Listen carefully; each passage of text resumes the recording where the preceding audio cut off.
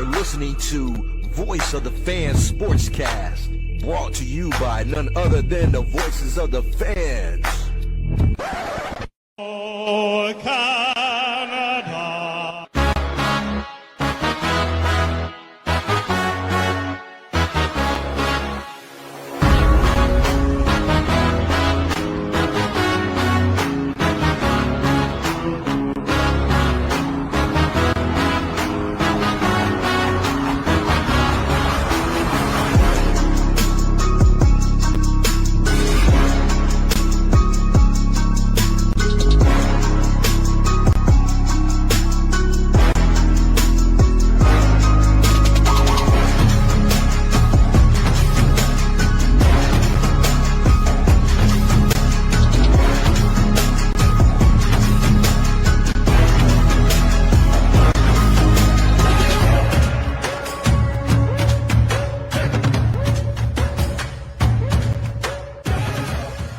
For Thursday, the 5th of June, I'm Randy Coure. This is Voice of the Fans Canada.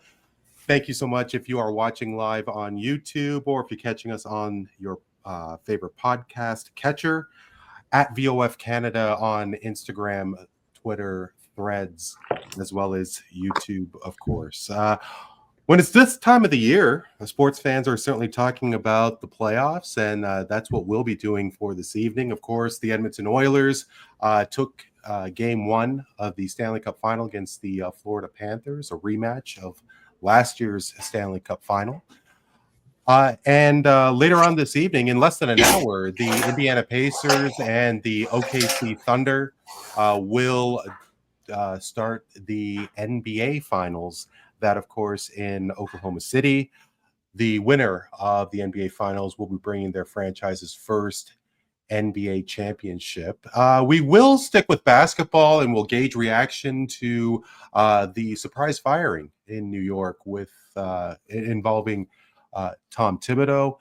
And Giannis Antetokounmpo and the Milwaukee Bucks may not be much longer. Apparently he wants out. Apparently the Toronto Raptors are a front runner to land Giannis, and we'll be discussing a few more things, including the Colorado Rockies. I don't know what's really good to talk about with the Colorado Rockies, but why don't you stick around and and you'll soon find out. The roundtable has assembled once again. Tony Antoniou is here. Tony, how are you? Randy, I'm awesome. How are you? I'm doing great, Tony. This is a 5-pack for this evening. This is the first time weird. we've experienced. It is. Wow. It is. It's crowded. It's so crowded here. Always a fixture to Voice of the Fans Canada is Neel Katarey. Neel, what's going on? Good to be with you again, Randy.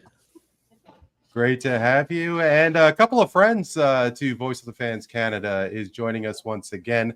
Be sure to catch Jake Cardinale as he is talking sports with Jake on X. Joining us from up the road in from his hometown in New Jersey, I believe. He's in school in New York. I apologize. He's in Connecticut. That part I did get right, Jake. Yes, I'm almost from school, thankfully. You're almost done school. Great to hear. Hopefully you had a great school year. And it was close to a year when we first crossed paths with our final panelist. He is currently in Pennsylvania, but he is New York strong. He is Matt Hoffman. Matt, great to see you again. Thanks for having me, Will. No, the pleasure is definitely mine. Before we get into it, Matt, Jake, I think I could speak for Tony and Matt, where finally the weather is starting to get warmer around our neck of the woods. And sure, Canada is known for some cold weather, but May was a little bit cooler than previous Mays. And now that the weather's getting a little better, the RBC Canadian Open, the PGA, is actually north of Toronto and is this week's stop on the PGA circuit. It's funny, when the NBA and the NHL playoffs start, we have all this hockey and basketball to choose from, and now we're at the finals. And when there's an off day, it's a pretty quiet evening. But In terms of your sports calendars for the summer, fellas, I mean, is there anything that you're looking forward to? Open to the table. I mean, the Ryder Cup is coming up I think that's in September, so that will be exciting. I know they put Scottie Scheffler on the team. Obviously, he has he has half as many wins as the Cardinale Rockies do. This is I think only I'm excited for, but SummerSlam is also coming up the beginning of August. Where are they having a SummerSlam? At MetLife Stadium, actually. Oh, at MetLife. Okay, you're going to it? I wish. I do not have that money right now. I'm going down to a friend's house in New Jersey to watch it. So. Oh, okay. Hey, Tony, do you remember WrestleMania 6? It was in Toronto. I was there. Up. You were there. You're kidding. Wow. So this would have been what? 1990. 1990. Yeah. It was. I was into wrestling big time back then. Now I'm not. But Hogan versus the Warrior. It was actually a phenomenal experience because the crowd was literally split down the middle. I've never seen it before. You've never seen it before in wrestling. It was like a first where, two sides, basically half of the stadium was completely split. You just didn't know who you wanted to win. People were crying when Hogan lost beside me. I'm like, this was weird. Some people were really taking it seriously. So it was a cool experience. Very, very cool. But those were the good old days when wrestling was, I think it's oversaturated now and there's too many pay-per-views, but I'm just the old guy screaming at the air, I guess. But yeah, I was there. It was cool. It was very cool. I gotta say, wrestling has kind of found an emergence. I mean, I am a little surprised that it has gotten as popular as it is. Jacob, what is it like?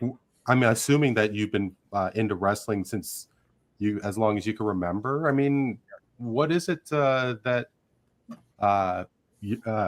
makes you so fond of wrestling? Because I speak for Tony. Neel, I don't know if you were into it once upon a time. Absolutely was, man. I was going to say the same thing as Tony. Maddie, how about you? Were you there as well, Neel?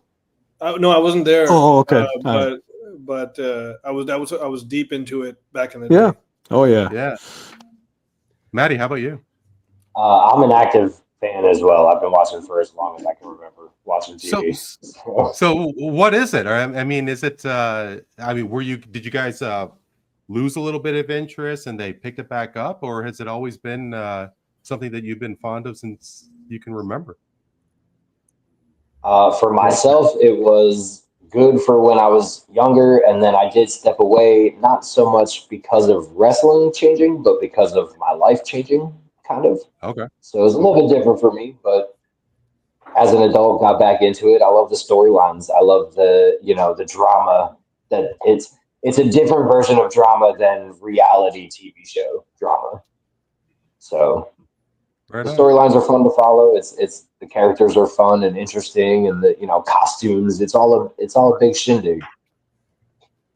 Yeah. Yeah, it's the uber masculine soap opera, so to speak. And men, it's a fantasy for men.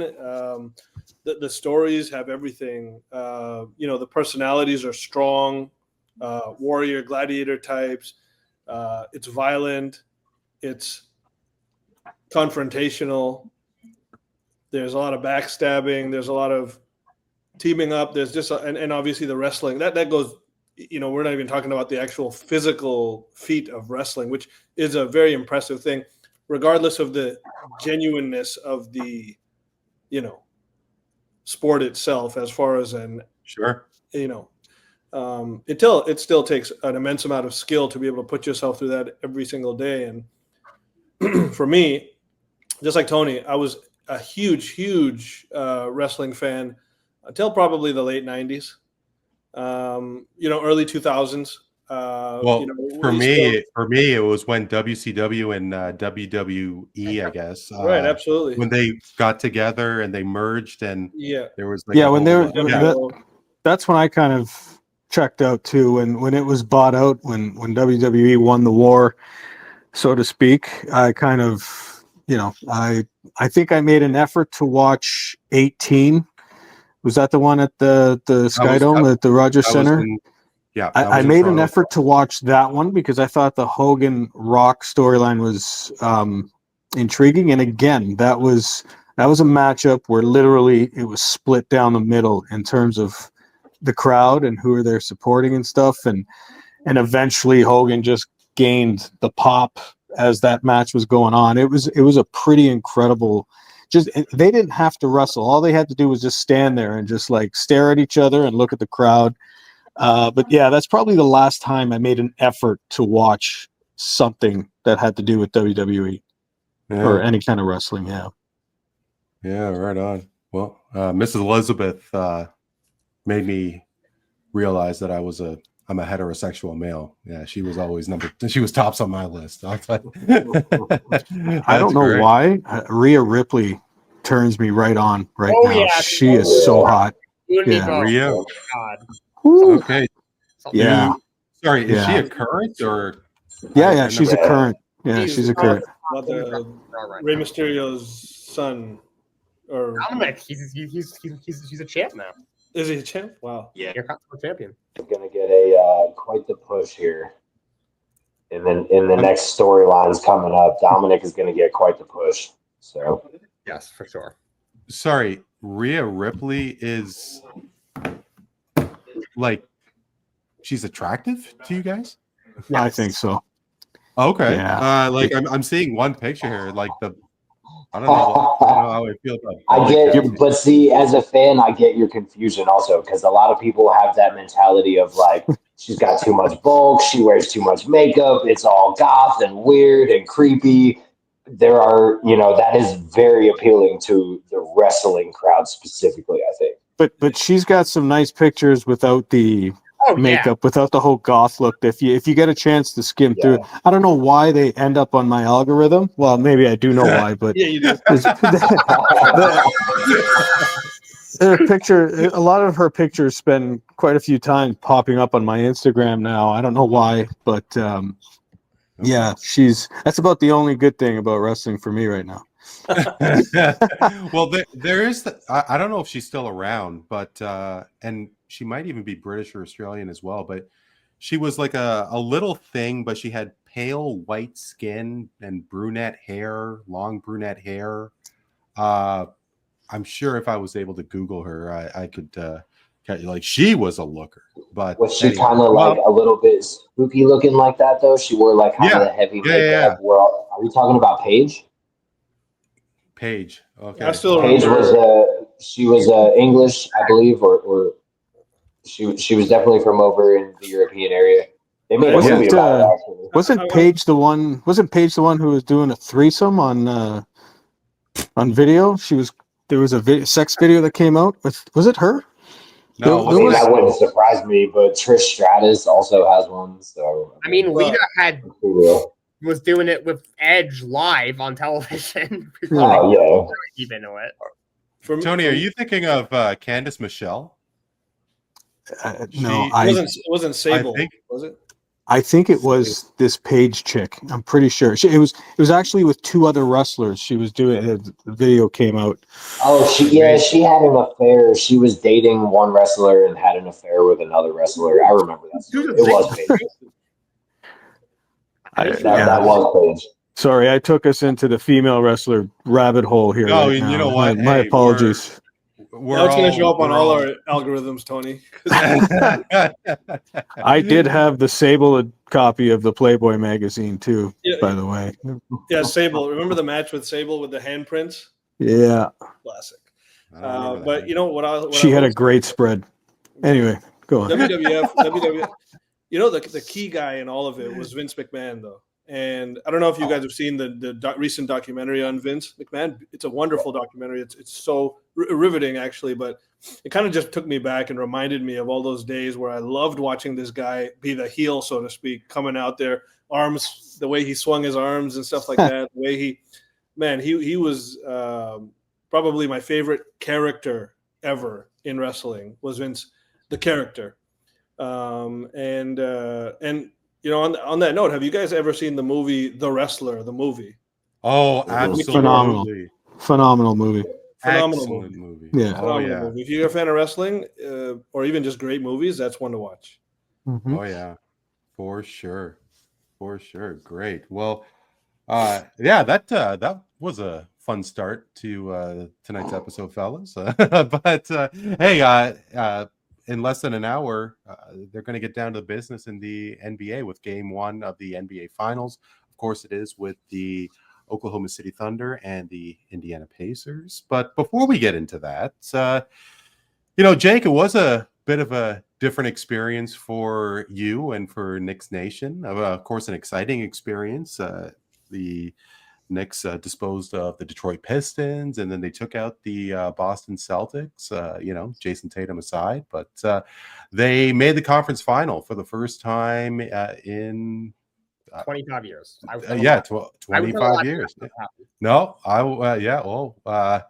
some of us were, and we do definitely remember the rivalry between New York and Indiana, and it just brought a lot of basketball purists back to that incredible rivalry with Reggie Miller and, to a degree, Spike Lee. But from our vantage point, Jake, obviously the Big Apple, all of New York, dare I say all of the U.S. was very interested in the Eastern Conference Finals. How hyped were you?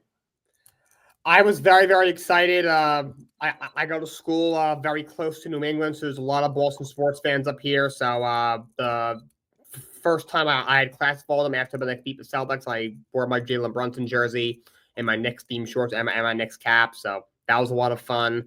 And the first time I've ever seen the New York Knicks in the conference finals. The last time that happened was 2000. I wasn't around yet. So it was just really, really exciting, really tough finish. Obviously, unfortunate end, but it was a lot of fun and very exciting to see the Knicks in the conference finals. We saw the video, of course, that certain Knicks fans took to the Pacers fan who, coincidentally enough, was a New York firefighter. And, I remember the honeymoon period. Neel and Tony definitely remember when the Raptors made the conference final for the first time, and they kept running into LeBron James. And we all know how things ended up with that. With those scenarios, but you have to think that perhaps the Knicks have a chance of doing it all over again. That being said, you have to think that the excitement and the hype and the insanity of the Big Apple is going to continue until they make the NBA Finals, no matter how many failures they have in the conference finals. Would you not? Yeah, that's obviously the next step for them. The previous 2 years before this year, they were in the conference semis. Now they're in the conference finals. The NBA Finals has to be the next step, and then hopefully win the NBA Finals. That's what culminates everything. Yeah, and for the most part, though, Maddie, I mean, before we had gone to air, and in the previous episode when you joined us back last summer, you had mentioned that you are a Brooklyn Nets fan. And, I have a feeling I know what the answer is, but as a Nets fan, I mean, what was your position in terms of New York in the conference finals there? I mean, were you kind of cheering for them, or were you resentful in a way? Not at all resentful, because Brooklyn is god awful. And until they do something different, I don't have any hope of my team making it. So I did kind of jump on the New York bandwagon just because, again, I pretty much represent all the New York teams except for hockey. So I did want to see them do better. But, I mean, obviously there were some clear as day issues that were not addressed throughout the 6-game series. So, I mean, that's kind of just what you get. One team outplayed another, and here we are. Is it fair to say that before the Nets moved to Brooklyn, were the Knicks the big rival, or would it potentially have been the Sixers? I mean, they kind of had rivalries with both of them to an extent, Sure. but also with Boston as well. I mean, that was not necessarily the greatest division to be in. I don't think it made it any better or worse when they went to New York. I don't think it really changed much between the two New York teams now. But it doesn't help that the Knicks at the time when the Nets moved were god awful, and the Nets had their little like tease, and the Knicks were still bad. And then now that they suck, the Knicks are good. So they never they were never really like they were either both really bad or one was good but not great, and one was really bad. Right. We don't ever have to worry about playing each other in the playoffs. We don't have any reason to really hate each other because we either both suck or one of us sucks and the other one's all right. Gotcha. Yeah, no, I mean, during the COVID years, the Maple Leafs played the Canadiens in the playoffs for the first time in my life. It was, over 38, 40 plus years. Last time they got together in the playoffs was 1978. They met in the playoffs for the first time since during the COVID years. And then when they made the Cup Final, I could tell you, I was cheering for Tampa like I've never cheered for Tampa before because there was no blasted way I was going to cheer for the Canadiens.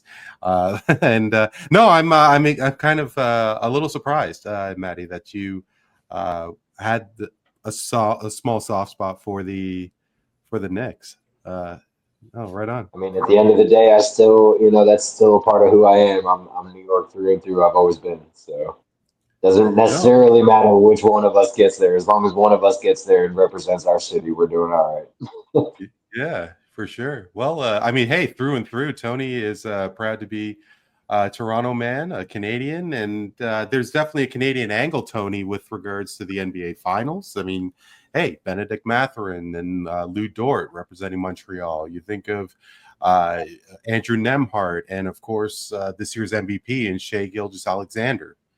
To a degree, Pascal Siakam, who was, of course, instrumental in the Raptors championship year. Do you have a sentimental favorite, whether it's because of the Canadian component to the finals or just in general? I don't know about sentimental. I mean, I'm not believing. I think I don't lose either way. You mentioned Pascal Siakam, so I'm obviously cheering for him, wishing him all the best. I like the Indiana Pacers story. I like Halliburton. I like his story, his background.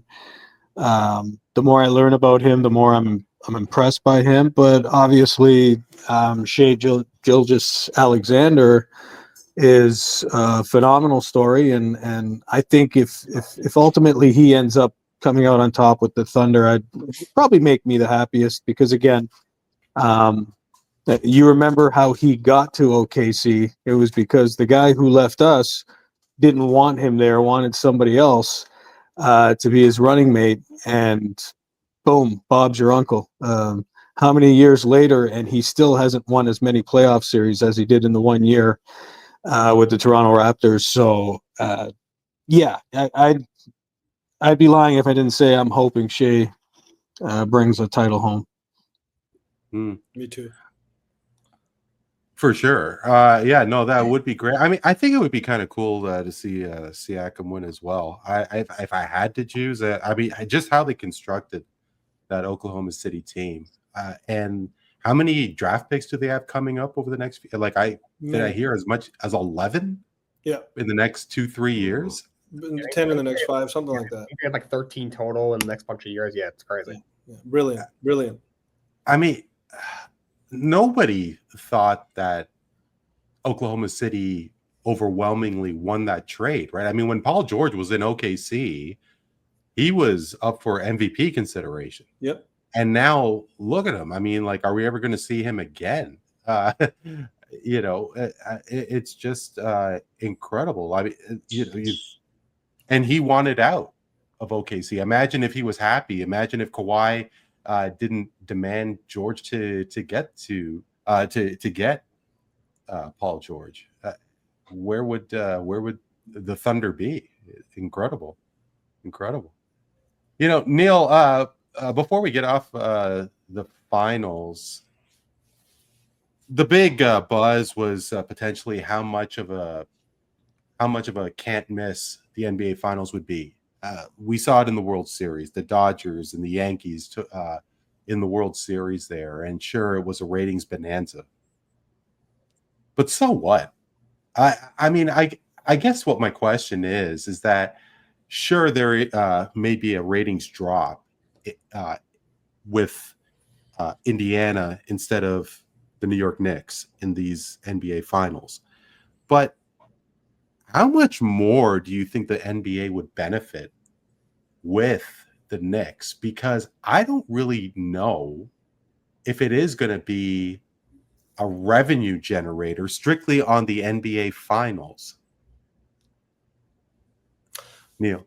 Well, for sure, I think that from a revenue standpoint, the Knicks not being there, the Lakers not being there, large market, mainly those two teams, to be honest, in the NBA, just like the Yankees, Dodgers in baseball, there is a certain level of ratings clout that you get just from those franchises being there. They're worldwide sort of franchises in a way. They're entities that are known the world over.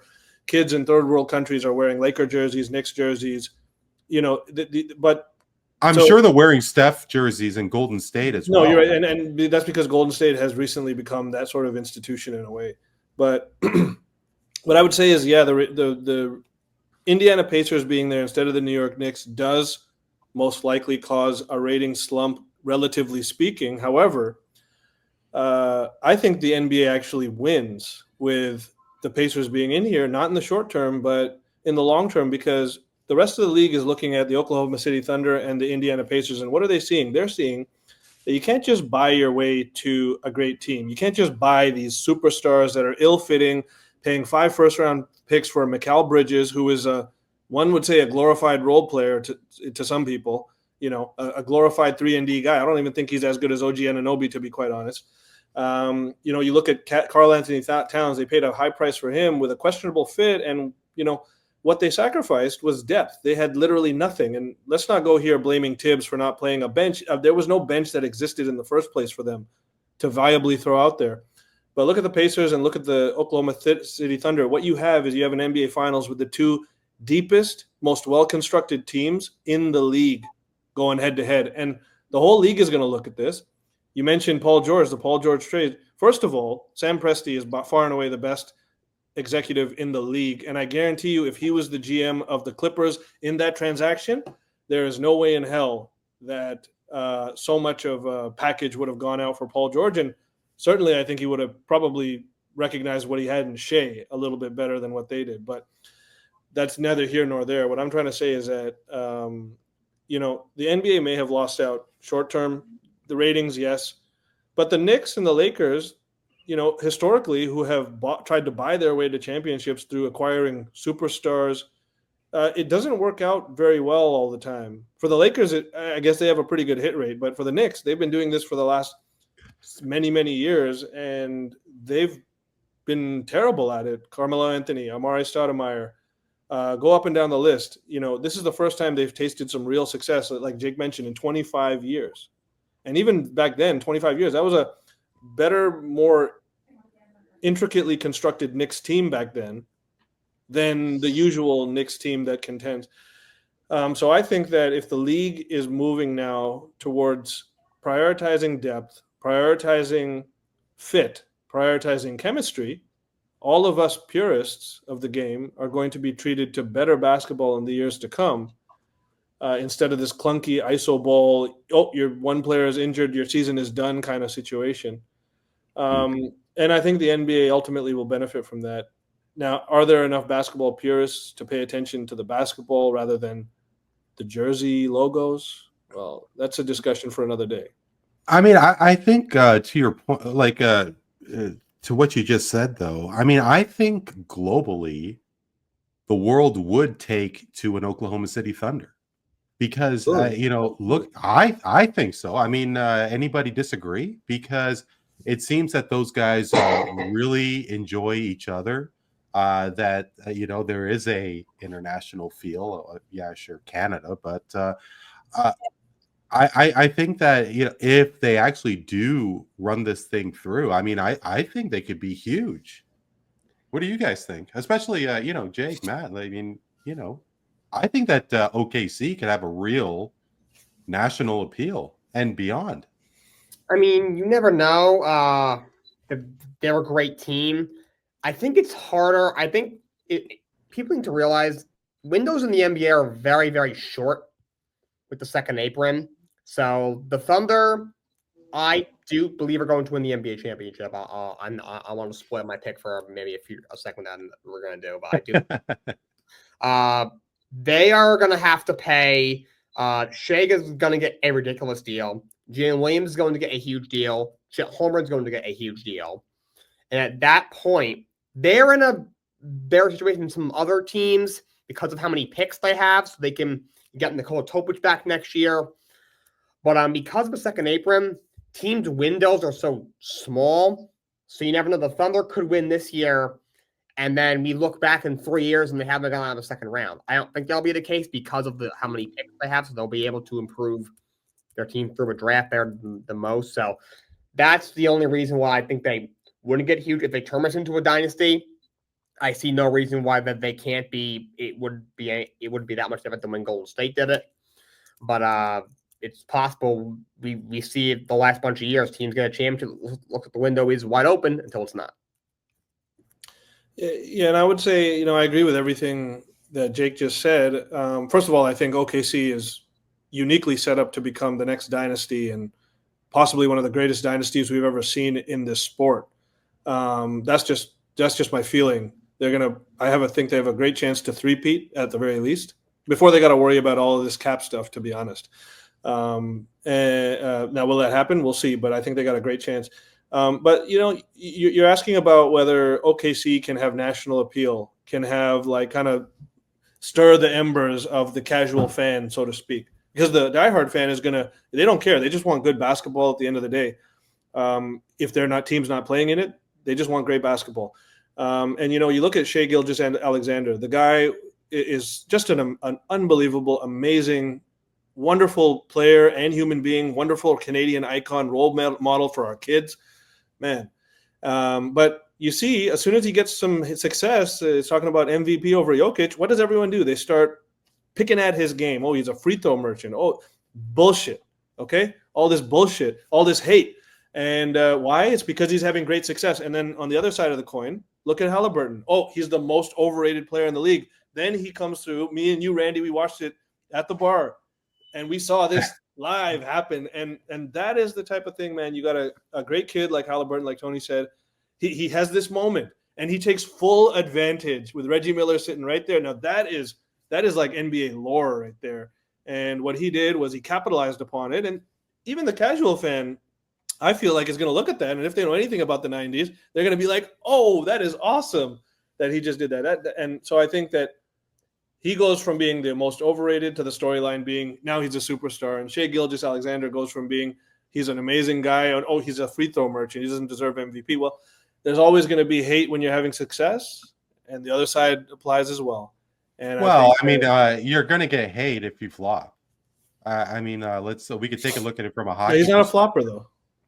Well, if he's a free throw merchant, then that he's means not a free throw merchant. That's my point. No. Oh, okay. Sorry. He's got ultimate skills, and people just don't recognize it. I don't know. I think that if you're the class of the league, say whatever you want about LeBron, but LeBron was the most dominant of this generation. Kobe Bryant, the same thing. You're going to get your haters, and Shai just happens to be one of those guys. I did hear, I can't remember what show it was, but because he doesn't put himself out there like the Anthony Edwards and so on, that it's a lot. Take a look at Nikola Jokic as well. Giannis doesn't really put himself out there.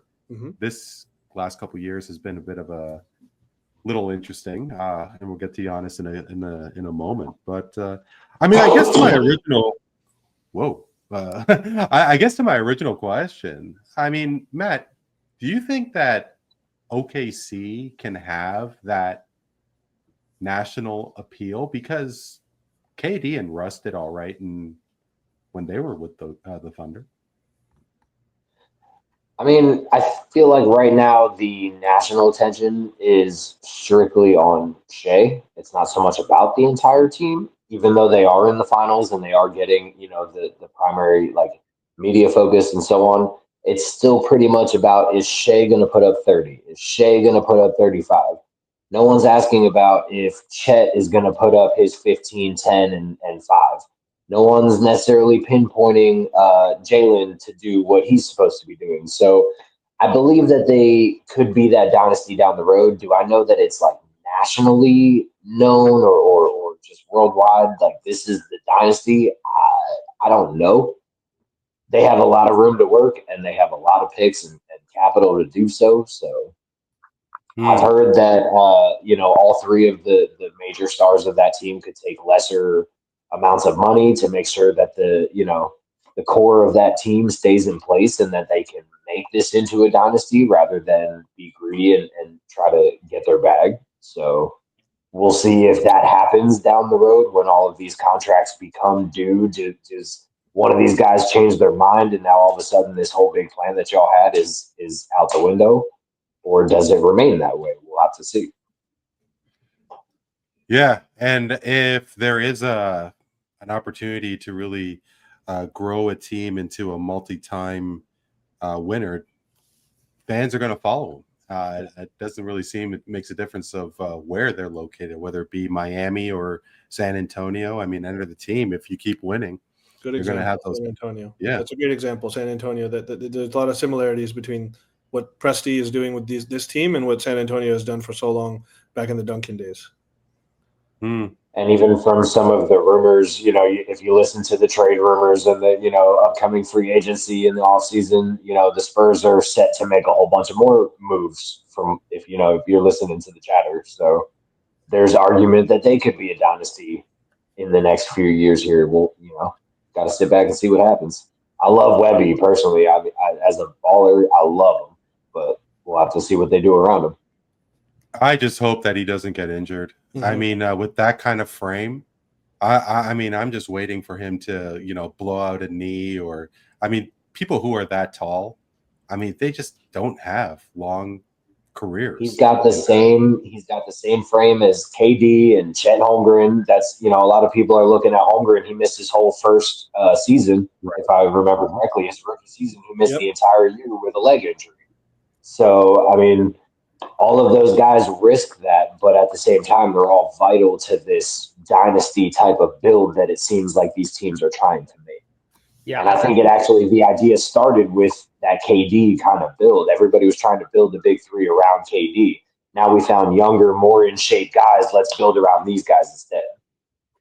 And yeah, I think part of the problem, going back to Matt's point about the injuries, when you got a guy who's 6'10", 7 feet tall, whatever, 270, 280, and they're this skilled, when they have a major injury, like there's no really realistic recovery period.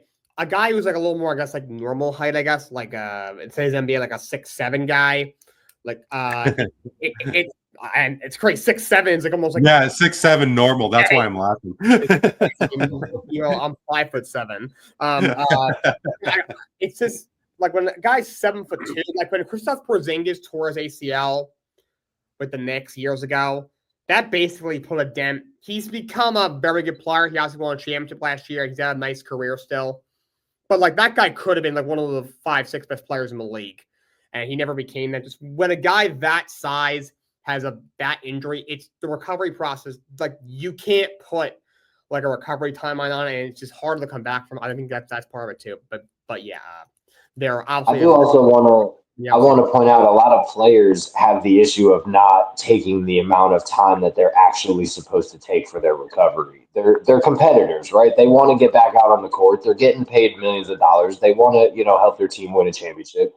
So I do feel like a lot of these guys kind of rush back from these injuries maybe a little bit sooner than they should, especially those, those 7-footers and, you're a lanky 7 foot at best. Some of these guys barely top 220 at 7 foot.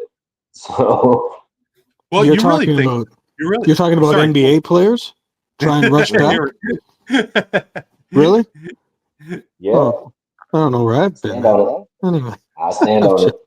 I watched KD do it way too many times. I hate to see it, but he did it to my Brooklyn Nets.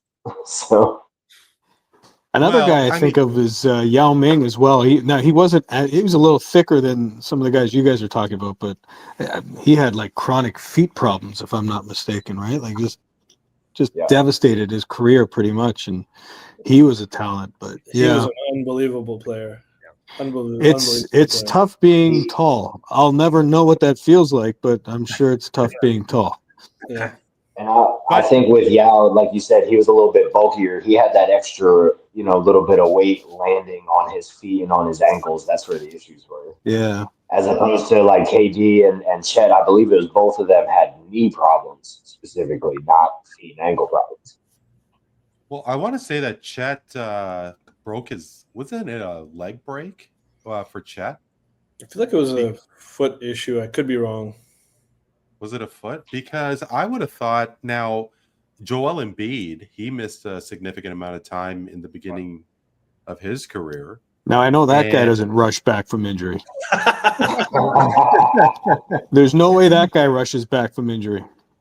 But, as Matt, as you were saying there, and I knew Tony's reaction was going to be what it was, and I do agree with Tony, that how much are they rushing back these days?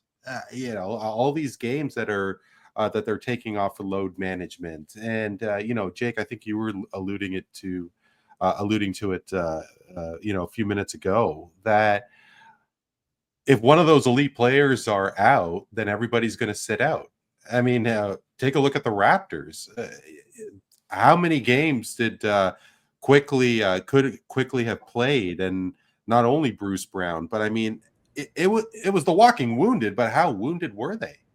I think it's all relative to the urgency.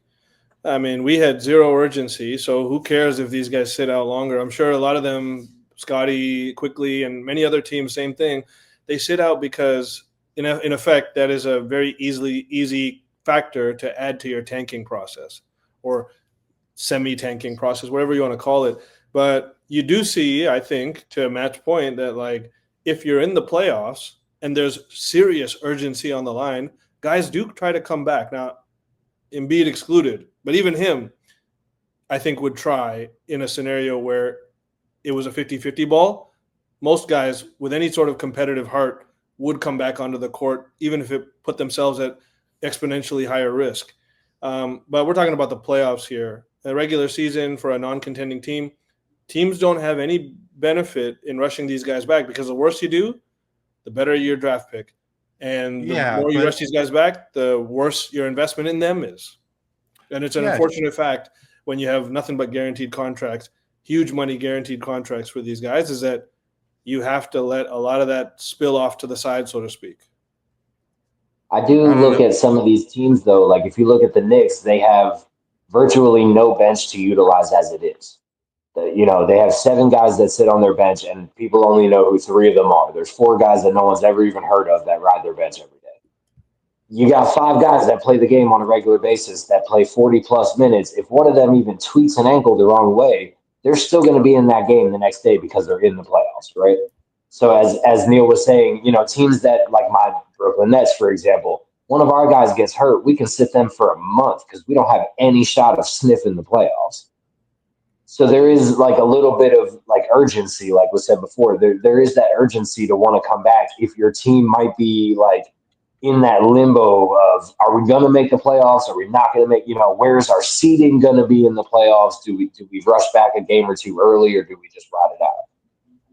Yeah. And like, I'll give you guys I think Randy froze. Oh, sorry. No. I'll give you guys an example. Like, we're going to talk about him a little bit later, but look at Giannis, man. I think it was game 4 of the finals when they were playing Phoenix. He got a pretty nasty-looking hamstring hyperextension. That would have taken 90% of the league out for the rest of the series. But this guy came back and dropped 50 on like 80% shooting in game 6, won the series. I mean, yes, he's superhuman. Yes, he's a Terminator. But despite all of that, that took more heart than it did skill to come back from that type of thing and dominate the way he did. It took a real care of legacy, of the game, And even you know how much I love Kawhi Leonard and what he did for Toronto, but he doesn't have that type of heart that Giannis has, because he would never have come back from that. Well, I don't know. I mean, or maybe if it was in the finals. Yes. Well, okay. So, like, I know off the top that Kawhi played 60 games, 60 out of the 82. Yeah, and he was banged up throughout the whole playoffs, I will say. And yeah, he had whatever injury he had in San Antonio, and then he missed the following year in LA.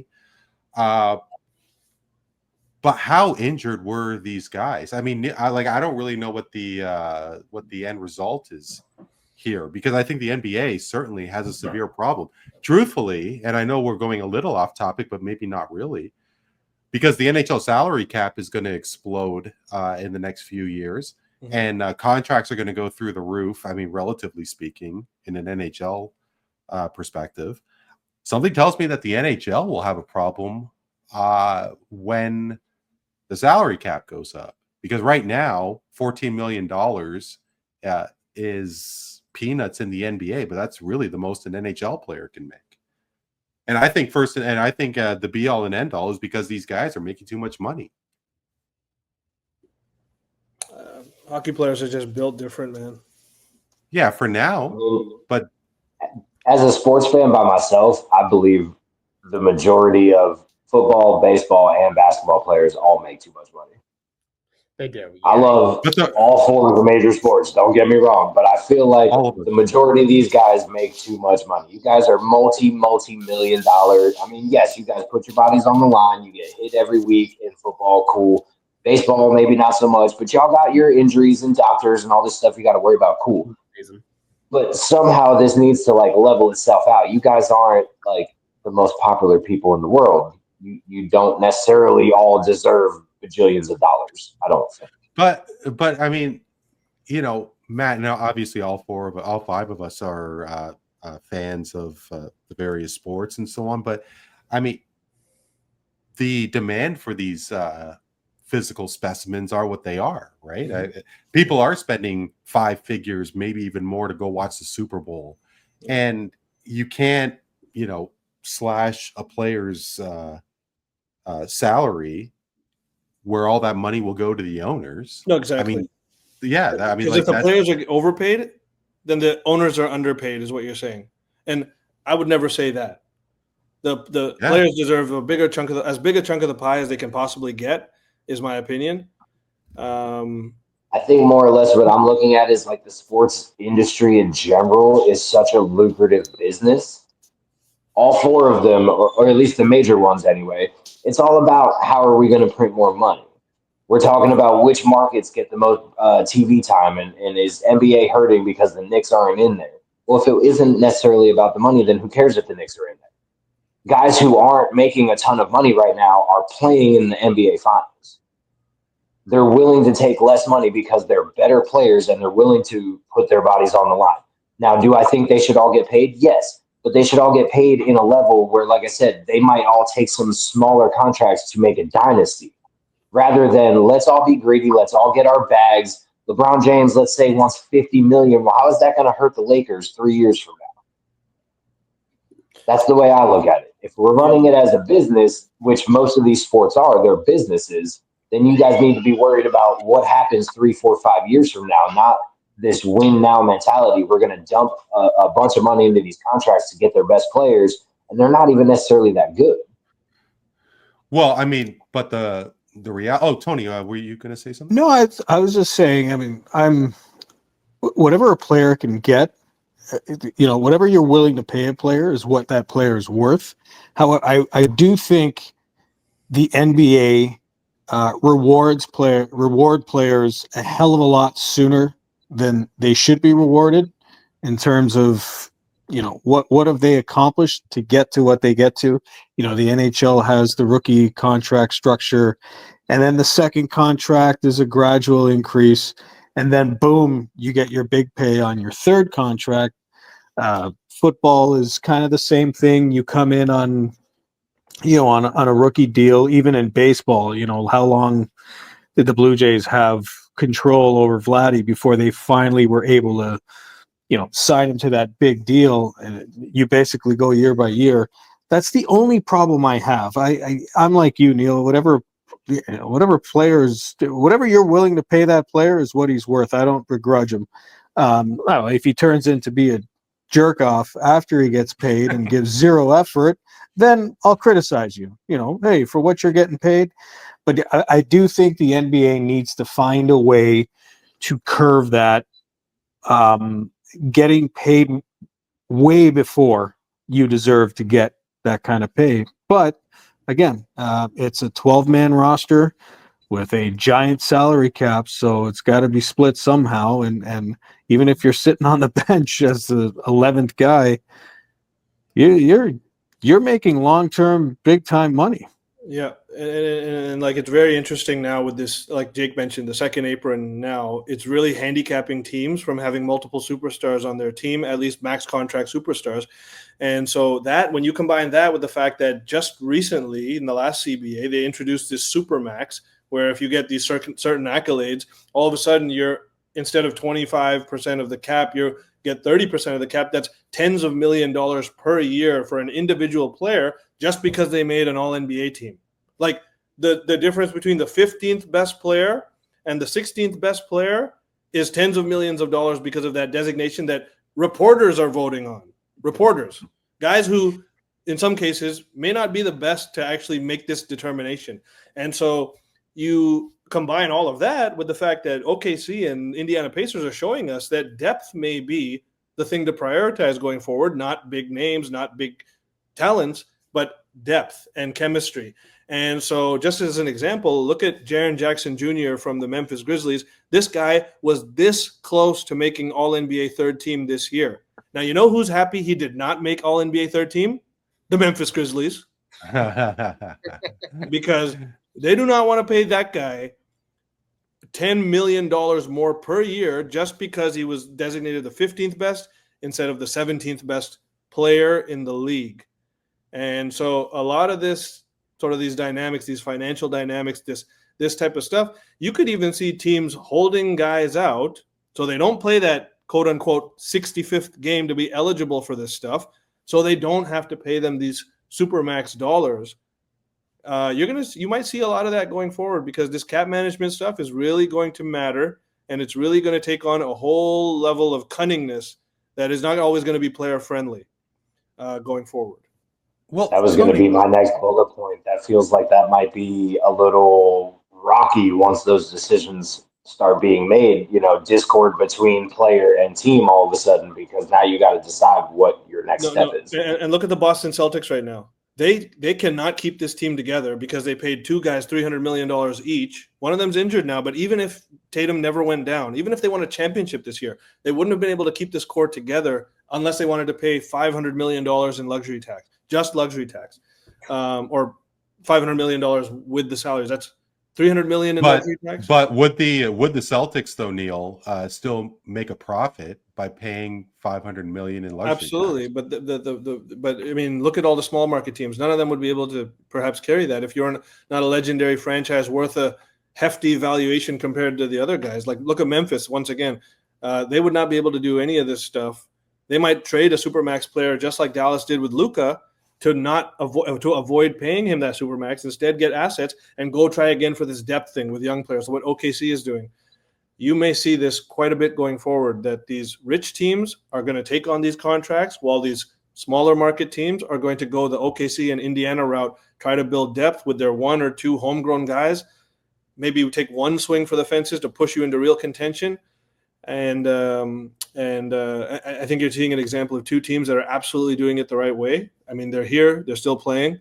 So it'll be very interesting how this all kind of coincides and what happens going forward, to be quite honest. Tony, I wanted to ask you how contracts in soccer work in Europe, because domestic soccer, you take a look at La Liga, you take a look at Bundesliga, there's only a couple of teams that keep on winning their respective trophies. But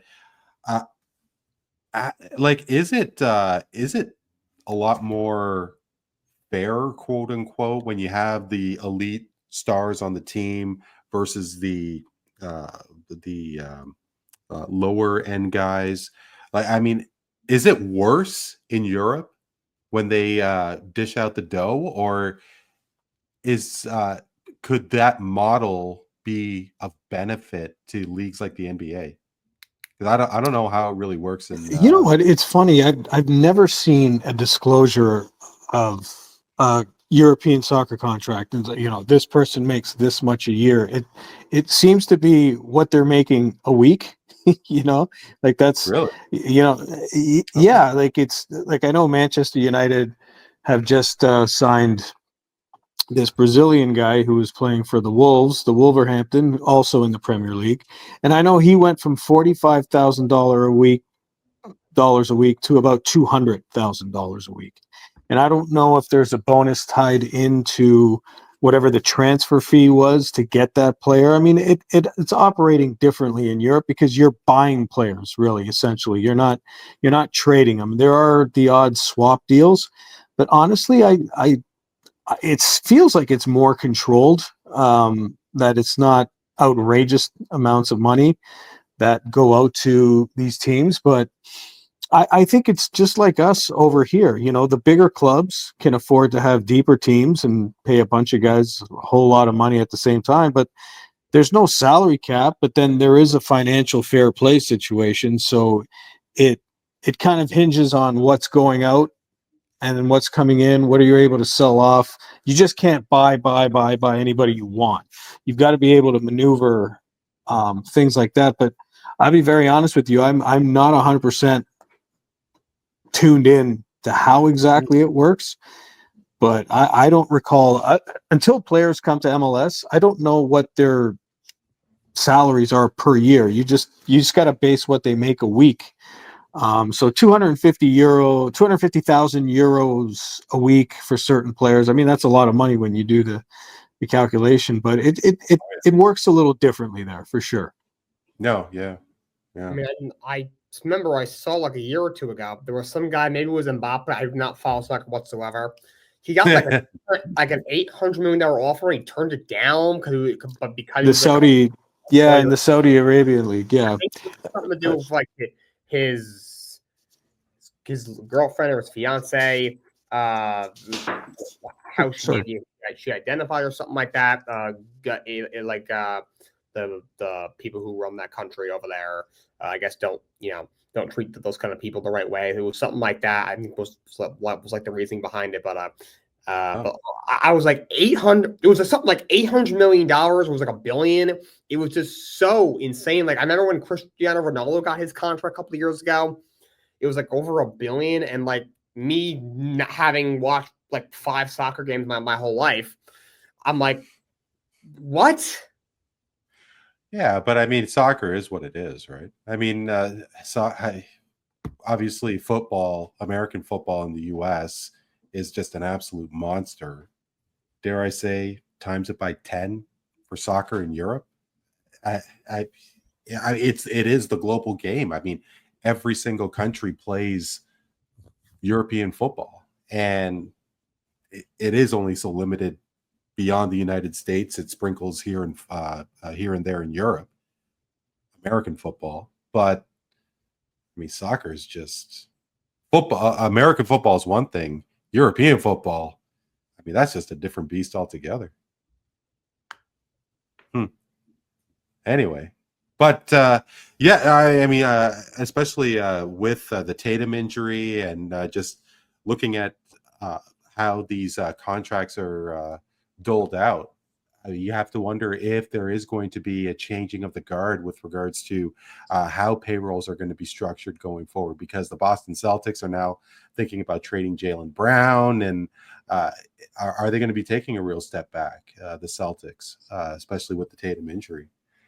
And, Tony, could the Raptors be taking a step forward potentially, or is it going to be status quo, or is Giannis going to stay with the Milwaukee Bucks? Of course, the Greek Freak has created quite the resume, and it was all Milwaukee. He did win that championship, and there was such a love affair with Giannis Antetokounmpo and the Milwaukee Bucks, but there is a belief that he is looking for a trade. And Brian Windhorst did say that the Toronto Raptors is a team that is in the running for Giannis' services. And is it really going to happen again, Tony? I mean, do you think that there actually is a shot that Giannis could get traded here?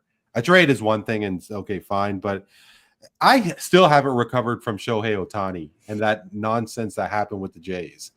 Is it going to happen again with Giannis? Well, if Giannis was a baseball player, then you could believe that he's not coming to Toronto. But seeing that our president has done this before, he's pulled off the Kawhi Leonard deal, I don't see why not. And I'm sure there's a relationship with Giannis there as well. So I think it is possible. I don't think it's one of those situations where the Raptors are being used as a pawn. Now, obviously, what the roster looks like is going to be a factor for him, but I think it's very possible. Do I put them as the favorite? Maybe not. Probably not. But is it possible? Absolutely. I don't think. I think because of where he's from, he's a lot more cultured. No offense to my American counterparts here. He doesn't look at it like, oh, it's not an American city. He obviously looks at Toronto differently than, what Stephen A. Smith looks at Toronto like. And there's a heavy Greek community here. And as a fellow Greek, I would certainly welcome him with open arms and shots of ouzo and Greek moonshine. But yes, short answer, it is possible because we've seen Masai do this before and it worked. Mm. Yeah, I do have. Sorry, Jake, please. I was saying, yeah, I agree. I think they have a shot, but I wouldn't put them as a favorite. But they have a shot. Tony mentioned what would the roster look like after the trade. I would like to think would they be an automatic title contender? Maybe, maybe not. But yeah, I would say they have a shot. It's not like there's no chance in hell.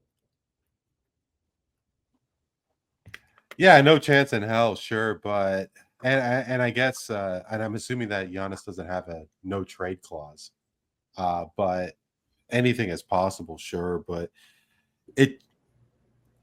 I guess it's not free agency, and just like with the Blue Jays, and not only with Shohei Ohtani, but Juan Soto. Years ago, this all started with Yu Darvish. I remember that there was a possibility of Darvish becoming a Toronto Blue Jay, to start his career, but it could be potentially be a king's ransom. And Neel, of course, there is a lot of deck shuffling with MLSE, the parent company of not only the Toronto Raptors but the Toronto Maple Leafs, Toronto FC, and they did remove Brendan Shanahan as president, and there is a belief that they are not going to re-sign Masai Ujiri when his contract is up next year. Or do you think that this whole Giannis situation, and if he does land Antetokounmpo, that Masai could save his job? I'm not sure how much jeopardy Masai's job really is in. And I mean, comparing him to Brendan Shanahan is comparing an apple to an orange, specifically an apple that's won a championship to an orange that has done squat, really. And so but he's a president is a president, and they're not. And truly, okay. Well, what does a president do versus a general manager? Number one. What is the difference? What actually is the difference of responsibilities between Masai and Bobby Webster? Okay, so I know the answer to that. Masai is still making all the personnel decisions. Bobby Webster is mainly crunching the numbers. He's the analyzer. He's the, have you ever seen Wolf of Wall Street? Masai is Leonardo DiCaprio, and Jonah Hill is Bobby Webster. That's where we go here, okay? Or if you've seen Moneyball, Billy Beane, and again, Jonah Hill. But the whole point I'm trying to make is that whether we get Giannis or not, I don't think is going to make or break Masai's job. Masai would probably leave Toronto before we fire him, to be quite honest, unless his demands become so egregious that he's actually saying, if you give me this, wow, I can't believe you gave me this. Okay, otherwise I'll go. But to the point here is that even if we have a shot at Giannis, and if Masai is part of the reason that Giannis looks at Toronto favorably, that in and of itself is a feather in Masai's cap, no matter if Giannis ends up coming or not. And look, when it comes to Giannis specifically, I think there's three things that make the Raptors sort of fit the mold as a team that could get Giannis. Number one is his background, like Tony mentioned. He's a European guy. He's not a diva by any stretch, but I think he is yearning for a bigger city, a more brighter lights type city. And he may not want that New York smoke. He knows what New York grinds down guys. They're ruthless out there. Toronto is like the nicer cousin of New York. Now, okay? does he not have a home in New York? Did I hear that he has a home in New York? It's possible. I'm He sure may he- just have one there, but playing there is a totally different story. Yeah. Toronto is like a European cousin New York, so to speak. And these Europeans, a lot of them see it that way, very multicultural. A lot of big Nigerian community, big Greek community. And again, the background of Masai being Nigerian and Giannis coming from a Nigerian family, these could be factors as well. And then finally, why the hell, if Giannis has any say in it, why the hell would he want to go to the West? The West is a vicious gauntlet, and the East is a nice cupcake to the finals by comparison.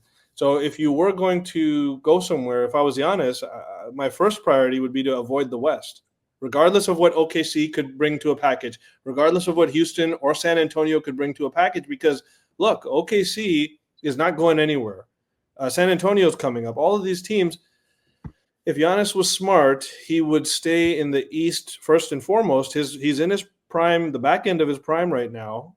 If he wants everything, and Toronto could potentially get him, even if it meant giving up Scottie Barnes or a package that didn't involve Scottie Barnes, there are other things that they could do to round out the roster. But I think Toronto has a more favorable shot than many are giving us credit for.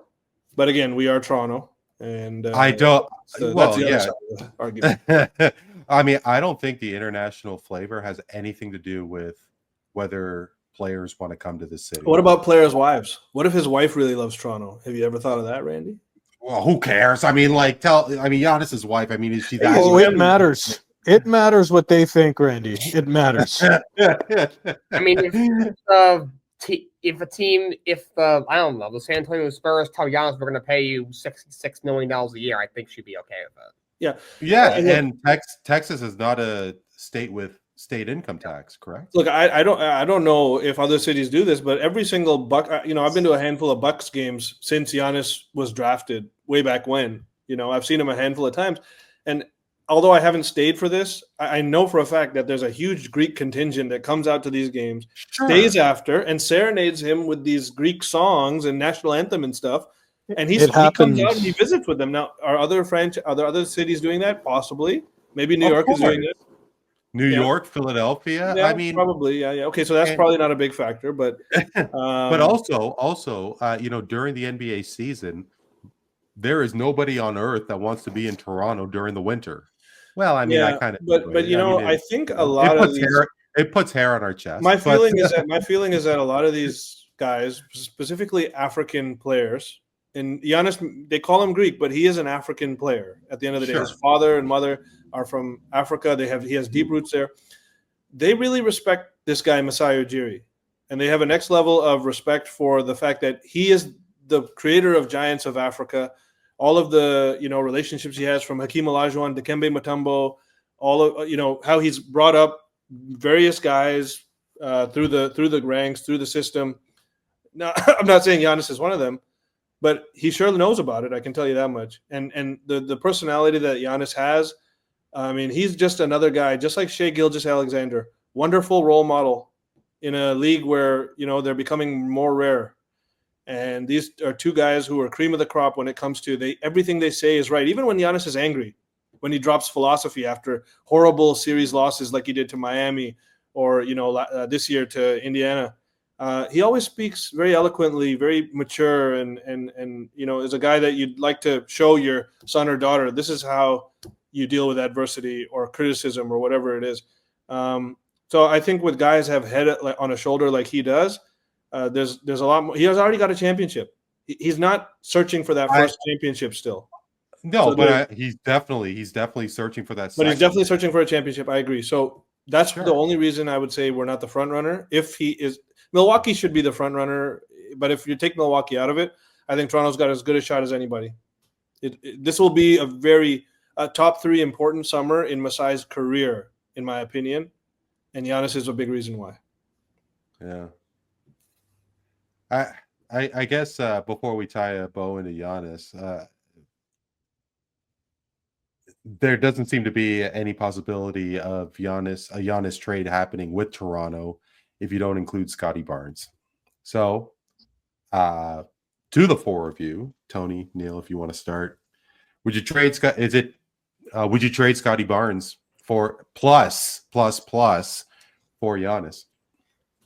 If I could get a guarantee that I would be a very strong contender for the next 4 years, you'd have to give it a very strong look, because I love Scottie. I love his personality. I love his game. I love his improvement. But I do somewhat start to think that he is perhaps not having the ceiling that I had once anticipated him to possibly have.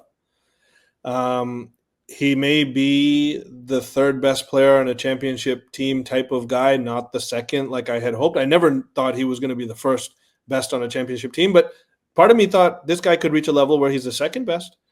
I don't know if that's true.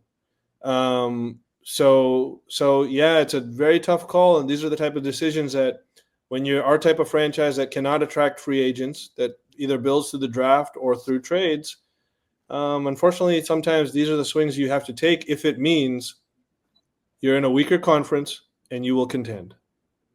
So if the right deal comes along, I wouldn't put Scottie as an untouchable. I'll just put it that way. Although I would be heartbroken to see him leave. Yeah, you can't put him as an untouchable, because look at how everybody felt when DeMar was traded, right? It was devastating. A lot of people were pissed off, but when the dust settled and the smoke cleared, it turned out to be the right move. I think also it's like I'm 100% in agreement on Neel's evaluation of Scottie as well, and he's a guy who's starting to get nicked up here and there as well. I mean, he's not healthy a lot, as much as you'd like him to be as well. So you've got to start thinking about that too. I know he's very young still, is very early in his career, but I've seen this guy go down a few times already, missing games. So I think it would be a no-brainer. Now, again, depending on what the rest of the package looks like, does it get to a ridiculous level where it's like, okay, well, what's left for Giannis to play with, really? What are you giving him to contend with? Those are all questions that have to be asked and need to be answered. And you have a starting lineup that includes RJ Barrett, Emmanuel Quickley, Brandon Ingram. Toronto's starting 5 looks pretty good, but it's going to be more than just Scottie Barnes. And how much of that core 4, if you will, that Raptors core 4, would you break up to get Giannis over here? So, Randy, if I may just make looking now at this development of Giannis, Toronto, sometimes I wonder, did Masai have more foresight than maybe the rest of us at this potentially being a possible outcome? Was the Ingram signing an indication to Masai that I may have to let Scottie go in a deal for a superstar? Because Ingram, although he's not, the same player as Scottie, there are some things he does better than Scottie, some things he does worse for sure. And he's in a more mature state of his career and more injury risk and stuff. But if you lose Scottie, Ingram is not the worst fallback option when you consider that he can score a lot better, create his own shot, and maybe just isn't as much of a playmaker or defender. But when you have Giannis, those things are covered quite well, and what you need is more individual scoring around Giannis. That maybe Scottie would not be the most smooth fit around a guy like Giannis, to be honest. Ingram might be a better fit. And did Masai have this foresight when he signed Ingram, thinking that if I have to move Scottie for a superstar, well, this is the reason I'm doing this right now. It's possible. Yeah, it's possible. I mean, I don't think anybody really has the idea of how much of a team first guy is someone like Brandon Ingram. But I think you played one of my clips from November, and I talked about how Milwaukee is in a state of chaos, and this is last year. No, I do remember that. Yeah, their star is pointing down, like 90 degrees down, and now you're seeing it come to fruition. And I think Masai saw that as well, and he made moves thinking that this African European gem, I want him, and let's see if he goes ahead and does it. How much far down is the New York Knicks? Because it was a dream season, and dream season in the sense that they traveled to uncharted waters, in the sense by making the Eastern Conference Finals, and after exactly 400 games in the regular season, at least, and pretty decent run. The New York Knicks fired Tom Thibodeau, and it caught a lot of the basketball world off guard. Jake, how about you? Certainly caught me off guard. I was definitely in the majority of people that were caught off guard. I was surprised that they did it, especially that they did it rather quickly. It was 4 days maybe after Game 6 loss, and whether or not this will be the right decision remains to be seen. If they hire some goofball who runs the team to the ground, it'll look like never. But if they hire a guy that takes them to the finals, it'll look much better. And we're gonna say, and then we gotta say something, Randy. Well, no, I was going to ask you if you think Thibs would have saved his job if the Knicks made the finals. Oh, absolutely. You can't fire a guy if he takes his team to the finals. I don't know. What's the difference? 2 wins makes that much of a difference? I don't see how you could fire a guy when he takes the team to the finals. I think it was that. So you get past the Boston Celtics. You did not have to play the Cleveland Cavaliers. You get the Indiana Pacers. I mean, no disrespect to the Indiana Pacers. They are in the finals for a reason. They are a great team. They're an elite team. But, you know, if you're playing the Cleveland Cavaliers, a team that's a better seed, or let's say you played Boston in the conference finals, a team that's a higher seed than you, has got a little more experience than you, owned you in the regular season. If you lose to them, it's almost kind of expected. A team like Indiana, first of all, you had so much bullet board material from they beat you last year, from the Halliburton switching his shirt after the post game and put on that shirt, from just the rivalry that was, kind of being reunited from, 20, 25 years ago. Reggie Miller being on commentary for the entire series. You had so much bulletin board material. A lot of us Knicks fans claim that if the Knicks were healthy last year, Knicks would have beaten Indiana in that series.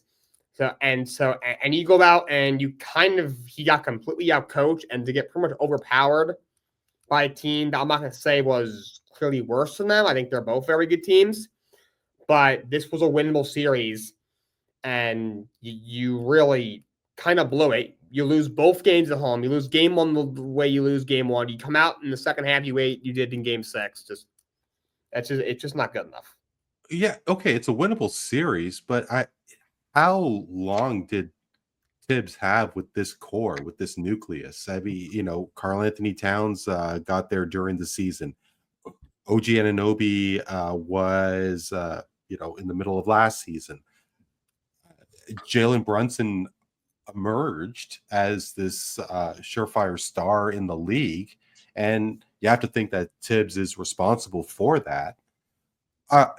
Between you and Matt, Jake, did you guys think that the players had enough of Thibs, or is this simply a decision made by those fat cats at the ivory tower?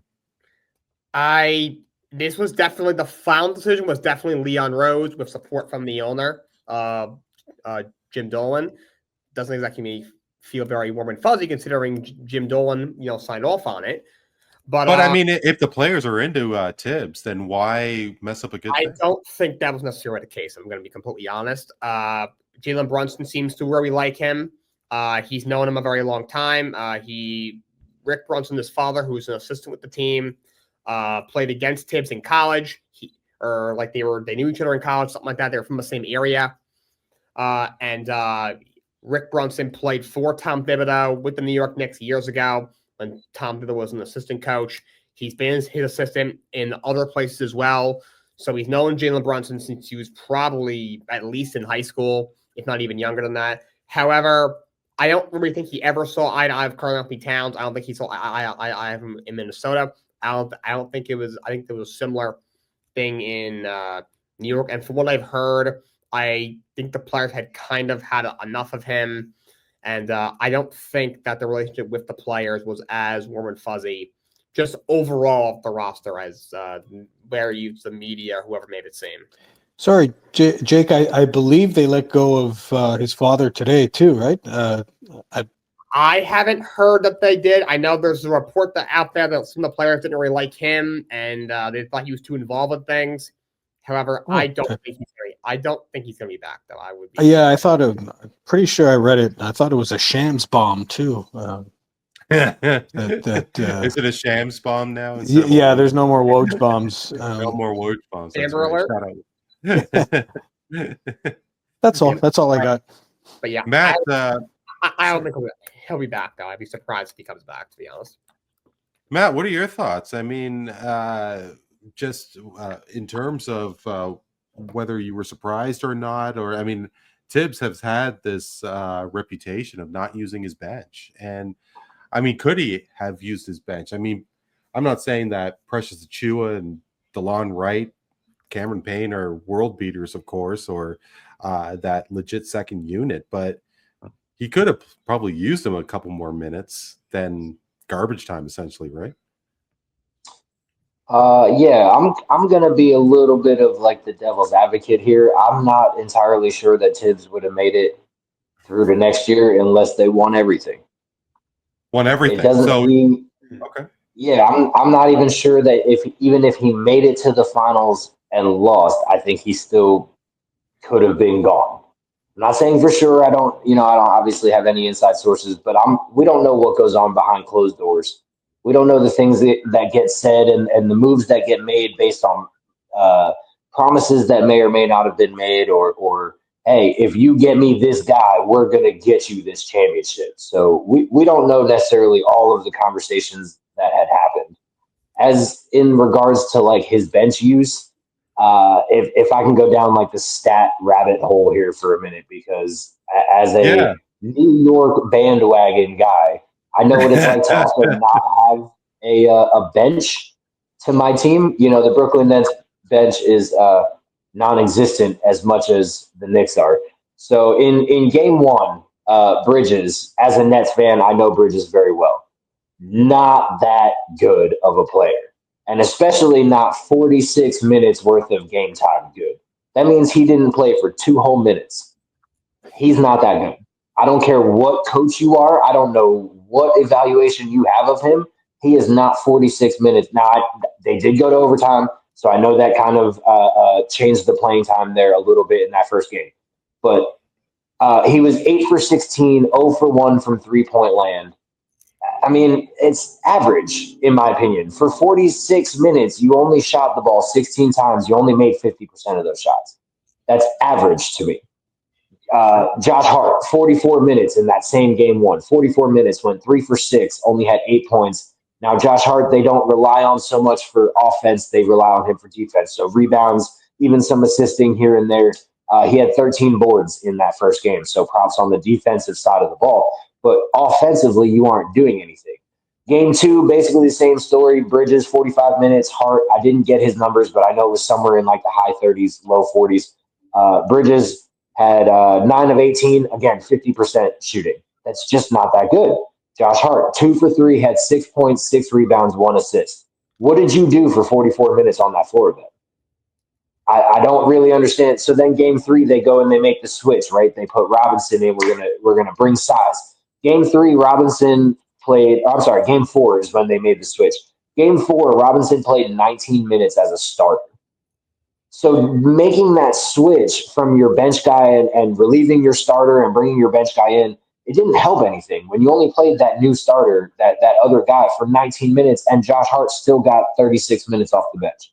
Neither one of them did anything. So these couple of switches that they're trying to make, we're going to bring a big body, we're going to have a little body, whatever. None of it seemed to actually benefit them in any way. And every single one of these games, game 1, 6 players did not touch the court. Game 2, 7 players did not touch the court. They had 3 guys from their bench step foot on the court. And in game 1, one of them, they had him listed as playing time with 0 minutes. So he didn't even actually touch the court. It was probably for like some random timeout sub in, and then he got right back off. I mean, there is argument for not knowing how to use your bench.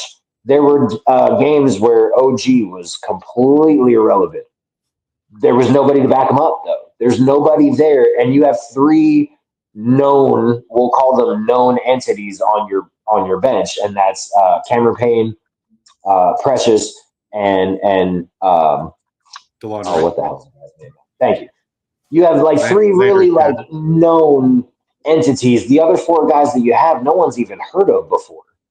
I had to look up who these guys were because I didn't even know they played for the Knicks before the playoffs happened.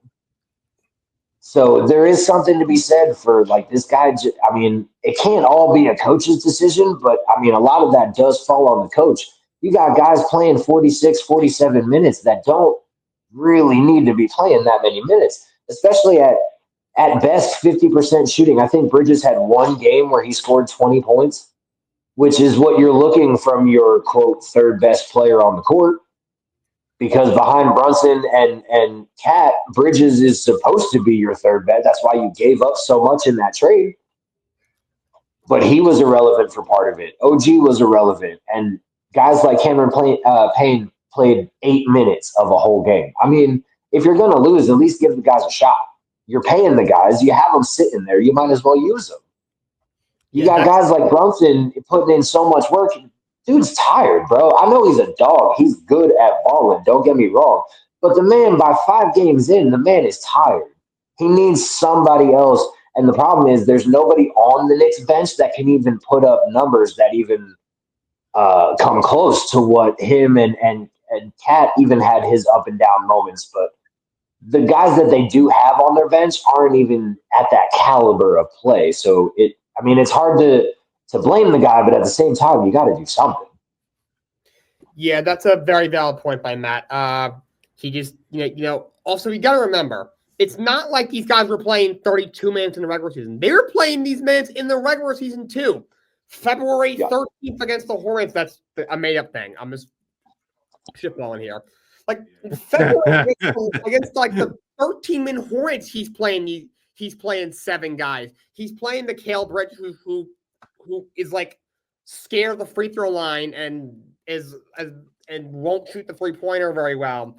44 minutes, 45 minutes. So it's not like he just did this in the playoffs. He did it all year. And the fact that, because like Landry Shamet actually played pretty well in the series. He didn't even see the court till game 3. He was on the roster all season. DeLon Wright was very impactful on the defensive end in that series. You had him since the trade deadline. He didn't really get major minutes unless there was injuries until game 3 of the conference finals. So, but what was the consensus? What was the consensus, though, guys? I mean, in terms of Knicks fans, in terms of the media, like, was there anybody in agreement with how Thibs uses that bench, or were they screaming at the top of their lungs? I didn't hear a single one.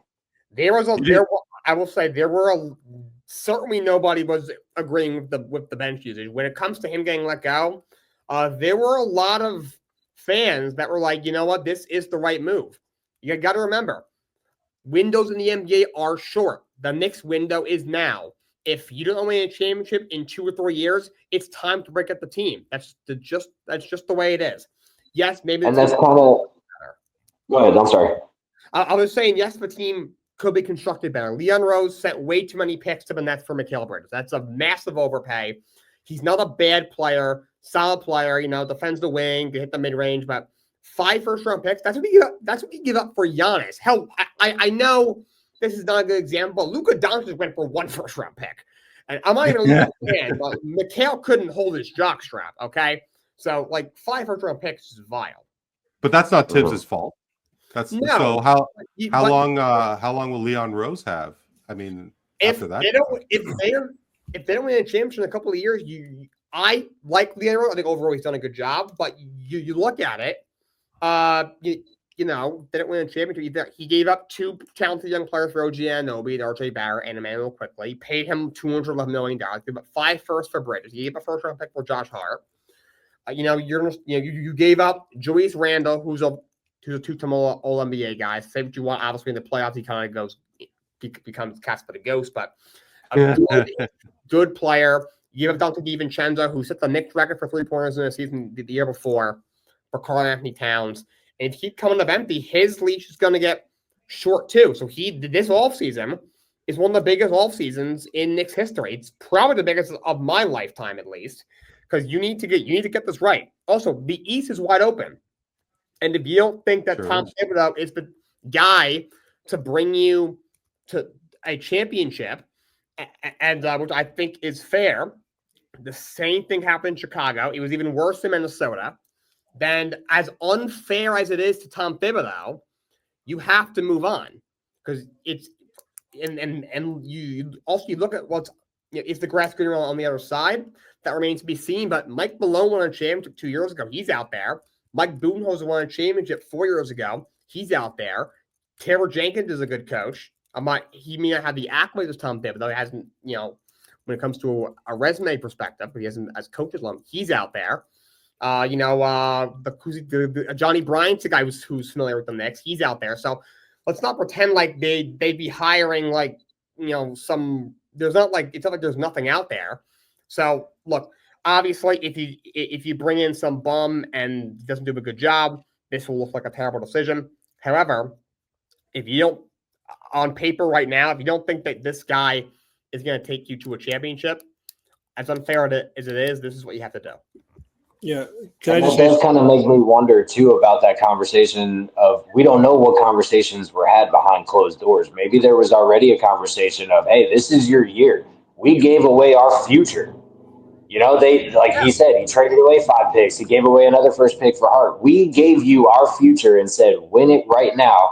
And Thibs couldn't do it. So that does make me wonder, was he really going to make it much further than this year anyway, unless he won all of it?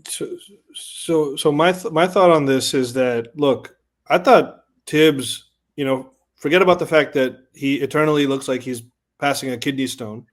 But I thought the guy did a good job. And look, here's the thing: is what other coach you could bring in the greatest? You could bring in Phil Jackson. You could bring in Greg Popovich. These guys are not going to fix the reasons that the New York Knicks lost against Indiana, and those reasons were: look, they don't magically create a bench that a workable bench. Thibs did not have that. Even though I agree, he overused his guys during the regular season, and that has worsened their playoff prospects. He did not need to do that. But you're not going to turn Brunson or Cat into defenders all of a sudden. Guess what? Guess why they lost to Indiana? It's because Cat and Brunson are horrible defenders. Even for all the things that they give you on offense, there's a reason they say defense wins championships. And if you have holes in your defense, Indiana, every single time they had Brunson on single coverage, they were going at him 100% of the time. That's why he was in foul trouble every single game. That's why he had to sit in game 1 while Indiana made that miracle comeback. He was on the bench the whole time. And, hiring a new head coach is not going to fix those problems as to those reversible things that could have won the series. No, you had to make better decisions when it came to not trading 5 first-round picks for Mikal Bridges. That was a horrendous deal. I put it up there with as bad as, looking back at hindsight at the Paul George deal. I could look back 1 year and tell you that was just as bad of a deal because they could have used 5 first-round picks. You know how much of a bench they could have bought for that type of money or that type of asset, And what are you really losing? You already have OG Anunoby. You already have a guy to lock down your best offensive threat. Why do you need Mikal Bridges? He's definitely not worth 5 first-round picks, and certainly now if he's going to start demanding max contract money, look, the only thing going for the guy, he's a great 3-and-D guy, and he's an Iron Man. He does not miss games. But you could have used that so much better to build out a really deep team that, started, and kept maybe DiVincenzo along the way. Who knows? So I think that Thibs got a bit of a raw deal. I think there's, too much. So you think they should have kept him? I think that when you can't blame the players, and in this specific case, I want to point out Jalen Brunson because Jalen Brunson is a great player. I love the guy. I love watching him play. He's a dog, like Matt says, but he's not a defender. He's a limited guy. He's not a two-way player. He is small. He's slow. He's a bulldog, but he can bully others. He can't outrun them, and he can easily get taken off the dribble. He loses his defensive rotations. He's just not. He doesn't have defensive acumen like you would hope a superstar player has. On top of that, look, you're not going to sit here and tell me that they gave 5 first-round picks for Mikal Bridges and Brunson didn't have a lot to do with that. These guys won championships at Villanova together. Josh Hart's voice was probably in there too a little bit. Those guys wanted it. Maybe Rick Brunson was flexing his muscle a little bit on the sideline. This Brunson influence caused more of a detriment to the New York Knicks finals hopes than Thibodeau did, in my opinion. And I'm sticking to that story. Now, that being said, Thibodeau is a flawed coach. I see him as a high floor coach, not a high ceiling coach. He always raises up the teams he coaches, but he's never raised them to the level, and he does have some issues. But, you can't blame the players. You end up having to blame the coach. And unfortunately, I just think it's going to be hard-pressed to find a coach that is going to take this exact same team and do anything better with it. Yeah. Got to wonder if Jay Wright is going to be considered for the head coach. That seems like the only. I want to point out another name that no one's really been talking about, but I have heard it tossed around a few times. Is Frank Vogel. Because I have a name as well, Maddie. But please go ahead. Frank Vogel is the one that I've heard here and there, just random little drops. But hey, this might be a route that no one's really considering yet. So that might be a little curveball there for some of y'all. What they need to do is they need to trade Cat or Bridges and pick up some elite defenders and 2 or 3 guys who can really hold their own on the defensive end. Give up a little bit of that offense, have a little bit of a deeper team, and see what happens when it comes down to the playoffs. Because Cat played wonderfully in the playoffs. But again, he was a guy who, if you take all the offensive contributions and then you take all the defensive lapses, you end up being a neutral player. And if you're in a neutral player as a superstar and you're playing an Indiana team who they're all at least a little bit to a lot in the positive, you're going to lose that series. It should also be pointed out that the Knicks were god-awful with their turnovers. They did not play the most disciplined basketball, which they didn't have that problem during the regular season as much. I mean, obviously turnovers happen, but it just seemed like this series was just overwhelming with like turnovers and mistakes and out of bounds passes, just simple mistakes, almost basics of the game that just they all of a sudden forgot somehow. Yeah, and the Knicks are the type of team, they look amazing when everything's going right. They look like a championship team.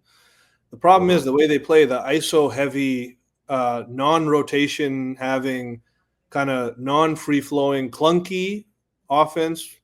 It looks fantastic when these guys are on their game, when Brunson's dropping 40 and all this type of stuff. But when you get down in a game by 10 points to a team that has a lot more randomness and variety on offense like Indiana, you just can't keep up. It ends up eating at you. You can't play defense the right way because you're in this catch-up mode, and it's so onerous to play that type of offense when you don't have everyone working on a string. That a few defensive lapses is all it takes to get you down in the doldrums. Well, and we talk about the Pacers and their pace of play also. I believe the Pacers have one of the highest, their speed of their game, if I remember correctly. So you go down by 10 points, it's almost insurmountable to come back from that because they play so fast and they're so accurate. Yeah. What was that, Jay? I said they literally run you off the floor. Yeah. I was kind of wondering down if 10 points in 6 seconds against Indiana. I mean, they're just one of those teams that they could just, in no time, you could be down by 10, 12, 15 points and you don't even realize what happened.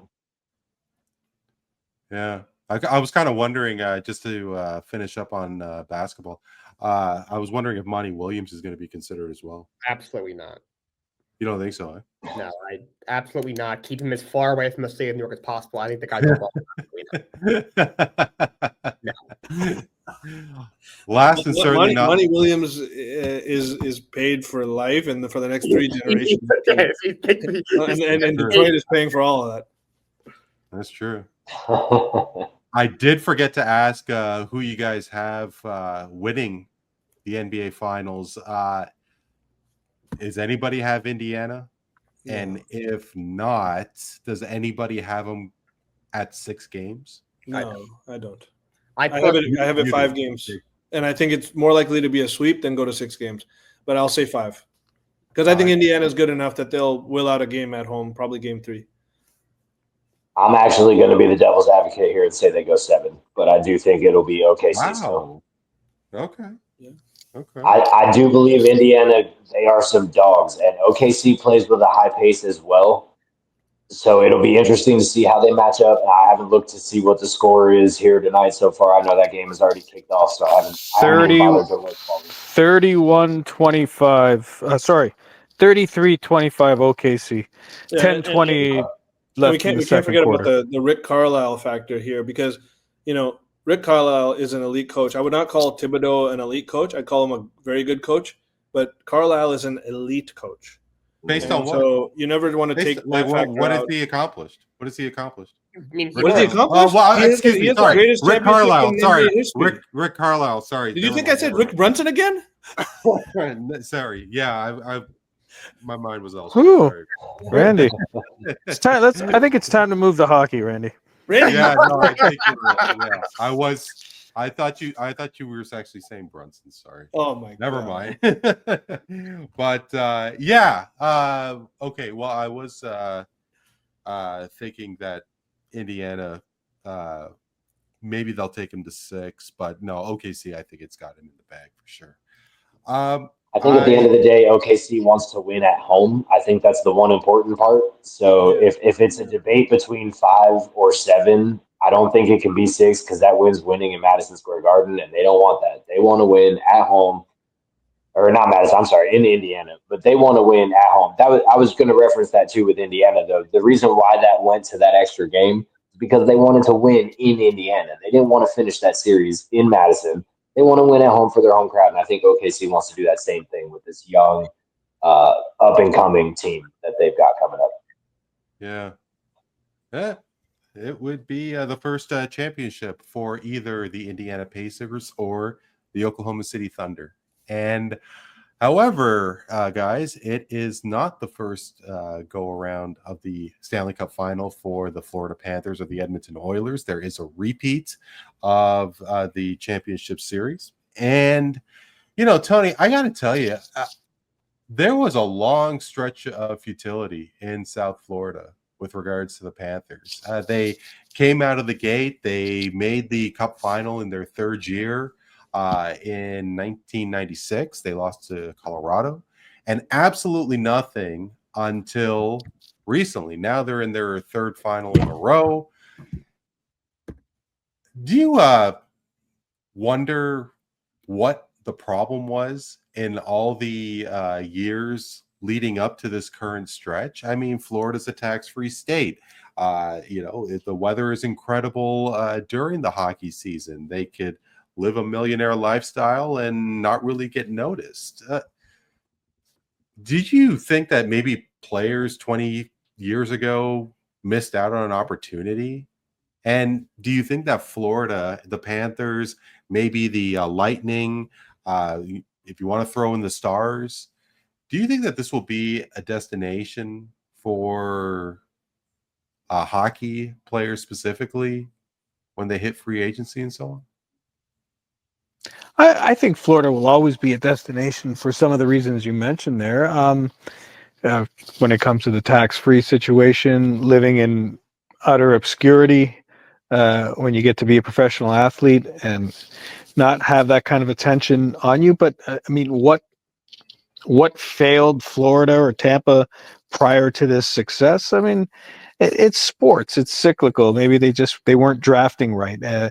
Everything happened right. It started with drafting Barkov, right? You found that quintessential number one centerman, all around player, great leader. But really, what the Florida Panthers did over the last few years was, are you listening, Leaf fans? They changed the DNA of the team. They went out and they changed the DNA of the team. Jonathan Huberdeau is an uber talented player, perennial 100-point guy, and they shipped him off to Calgary along with Mackenzie Weegar, brought in Matthew Tkachuk, and the rest of, as they say, is history. It's really that simple, right? There's the Sam Reinhart and Sam Bennett acquisitions, which were great deals by the Panthers. Huge help. Just the overall depth of the team and the sandpaper that Bennett brings and the offensive talent. I mean, anytime you can go from Buffalo to Florida, it's probably a good thing. And Sam Reinhart is living his best life there. So, but again, let me get back to it. Say it again. They changed the DNA of the team. Are you listening, Leaf fans? But and also you got to throw in Bobrovsky as well. Not how many years did he spend? Not a free agent acquisition that I was a fan of. I just thought he was too erratic, and it's just $10 million a year. It's a lot of money for a goalie, in my opinion. But when the game is on the line, when the chips are down, I've seen some big games from him. I was never a fan of that one, but with that team in front of him, he's good. Oh yeah, he's a decorated goalie. Yeah, he has won a Vezina. He's a decorated goalie. I just wasn't a fan of I'm not a fan of long-term double-digit number deals for goalies in general. I don't like that personally, but this guy shows up. There's no question about it. He shows up in big games. He had some huge games against the Leafs. Couple of stretches where it was frustrating. You could see the Leafs were visibly frustrated. No matter how well they were playing, he was making some big saves. But again, it goes back. They brought in the right coach in Paul Maurice, but there's no question the catalyst of that of the turnaround for the Florida Panthers was bringing Matthew Tkachuk in. And what they gave up for Sam Bennett. I mean, Sam Bennett does not have much of a regular season success, but look at him in the playoffs, and he was so instrumental for Canada and the Four Nations, and they just have such a great lineup there. And Neel, I do need to ask you very quickly. I mean, you were born and raised in Edmonton. You've been in Toronto for most of your, definitely your adult life. Like, are you an Oilers fan first, or are you a Leafs now kind of guy? Like, I mean, I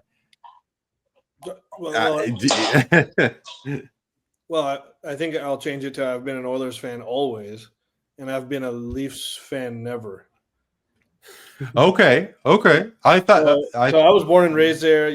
My dad's younger brothers who were hockey fans would always tell me stories about going to the Northlands Coliseum, Stanley Cup Finals for $20 a pop, and watching Gretzky and the boys. I was born the year that the Oilers won the championship in '85.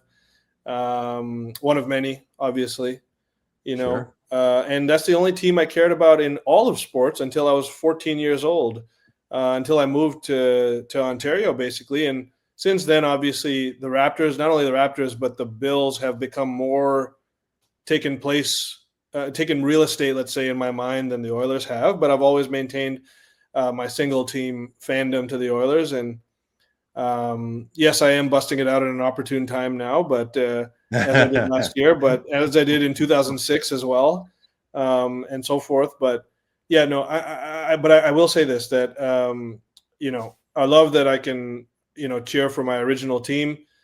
I've never been a Leafs fan, but I do wish the Leafs well, and I always because all of my friends who pay attention to hockey, they're all Leafs fans. And so it's a joy to watch them do well, and I always want to see them do well. And it sucks when they aren't able to overcome the hump that they haven't been able to. So while I wouldn't call myself a Leafs fan, I'm a Leafs supporter. Right on. Now, Matt, you are very active. Of course, Matt, Jake, and we communicate pretty frequently on Discord thread that we're on, and obviously, Matt, know that you are very interested in hockey. What's it like where you are in Pennsylvania? Obviously, this is obviously Carlisle, Pennsylvania. Actually, shout out Carlisle, because one of my favorite golf courses near where I live is Carlisle Golf Club, which is near Toronto here. But is there any sort of pulse towards hockey in Carlisle? And what are your thoughts after seeing Game 1? I mean, Carlisle is not very big, so I think I might be the only hockey fan in this town specifically. My hometown has the minor league hockey team for the Philadelphia Flyers, so Allentown, Pennsylvania gets a little bit more of a buzz just because we have a stadium right there in downtown. Based on the teams that are in, though, there's not necessarily a pull one way or another. I think everybody, that I've talked to locally just wants to see some good hockey for the finals, which, based on Game 1, looks like we're going to get, a good amount of, hopefully. Hopefully we have some good games like we did last night, because that overtime was a great way to kick off Game 1. It almost early on kind of maybe looked like it might have been another Florida blowout a little early, but, Edmonton got back on track and came out with the dubs. So I'm excited. I love good hockey regardless. Not really a fan of either team. My team sucks, so I'm just cheering. I'm just cheering for good hockey. I don't necessarily have any interest in the repeat or the rematch between the two teams. I love Connor, but I also love Bennett. I love Barkov. I'm a sports gambler before I'm a sports enthusiast. So for betting purposes, this is one of the best series to bet on. So if you guys are out there and bet on sports, you should bet on this one. Shots, goals, points, take your pick, because you're going to get a lot of it in all of these games. Yeah, I never got into the sports betting myself. But yeah, just with regards to Game 1, to go into overtime and Draisaitl scored with less than a minute left, and it was right around 30-second mark left, which was just unbelievable. They went an entire overtime basically to get that last. It was a great way to run and finish Game 1, in my opinion. There's nothing like overtime hockey in the playoffs. You can't compare it to anything. It's just the best sudden death in sports, and in the playoffs, it's everything. It's some of the best stuff you can watch as for a sports fan. Before we move over, please, Matty. Well, I was just saying, one of your first questions today was, what are we doing in the summer? One of my favorite times in sports is actually May and June, because we get playoff basketball and hockey. We get baseball, who is, you're really finding out who your team is. What do you guys really have? You're about a month, maybe 2 months into the season. You're starting to figure out who the dominant teams are. May and June, and football even, you get OTAs, you got soccer season going on. May and June are some of the best months of the year, all things considered, because you got a little sprinkle of just everything going on, Absolutely. And Matt, before we move over to Jake, very quickly, was there any sort of heartbeat with the Four Nations? I'm really intrigued and really hopeful that hockey does pick up more in the U.S., and I think that the NHL just completely dumped the bet on their rollout of international hockey. I mean, McDavid, McKinnon, Cale Makar, Hellebuck, like all of these guys are representing their country for the first time as professionals, and I was just so amazed and impressed and really proud of how these players took to Four Nations. And very quickly, I mean, like, was there a lot of interest in your small town with regards to when the Four Nations took place? Again, not so much in the little Really? nooks and crannies of my area, but I mean, again, being involved in so many discords makes it easy to spread some of that knowledge around. I obviously paid attention a lot as a just hockey fan in general. Sure. But I didn't, it's not like you hear people talking about it around town. There's nobody wearing any jerseys or anything. I might see a guy in a Flyer shirt every once in a blue moon in this town. So you never know. But Gotcha. Jake, of course, last year's Cup Final was just absolutely incredible with Florida being up 3-0, and then Edmonton coming back, and Game 7 being as intense as it was, Florida squeaking it out, winning their first Cup. However, Dallas was the hurdle that Edmonton had to go through to get to that Cup Final. And do you think that would have made a difference in a national sense, in a U.S. national sense, if Dallas and Florida made the Cup Final in terms of an interest level, maybe in terms of more viewers? Or do you think the NHL is happy enough with McDavid and the Oilers with this repeat matchup? I think if you're the league, you would prefer Edmonton because this gives you a chance to market what is to me the best player in the sport. If he wins the Stanley Cup, now you start putting his resume against a lot of the greatest players of all time, and you're like you could argue he's maybe at least at least when his career is over, has a really good chance of being there. So I think if you're the league, I think they're happy with Edmonton over Dallas, just because. Well, first of all, Edmonton's in Canada. Canada and hockey are like peanut butter and jelly, and also just Connor McDavid. To me, Anton's marketing isn't very good. I think they could do a better job marketing their stars. Well, that's exactly my point, because how much more interest would there have been if USA won Four Nations, let alone Olympic gold? I mean, hey, when the Olympics were in Salt Lake. Well, I mean, in terms of interest, in terms of like if US won gold in the Salt Lake Olympics, let alone Vancouver, did they? There was obviously a lot of interest during the Four Nations, and you'd have to think that maybe there would be more of a carryover if US won Four Nations. I personally don't think it would have mattered. That happened in January, February. It's now June. I don't think that would have led to more people in the States watching the Cup. I don't think it makes a difference either way, personally.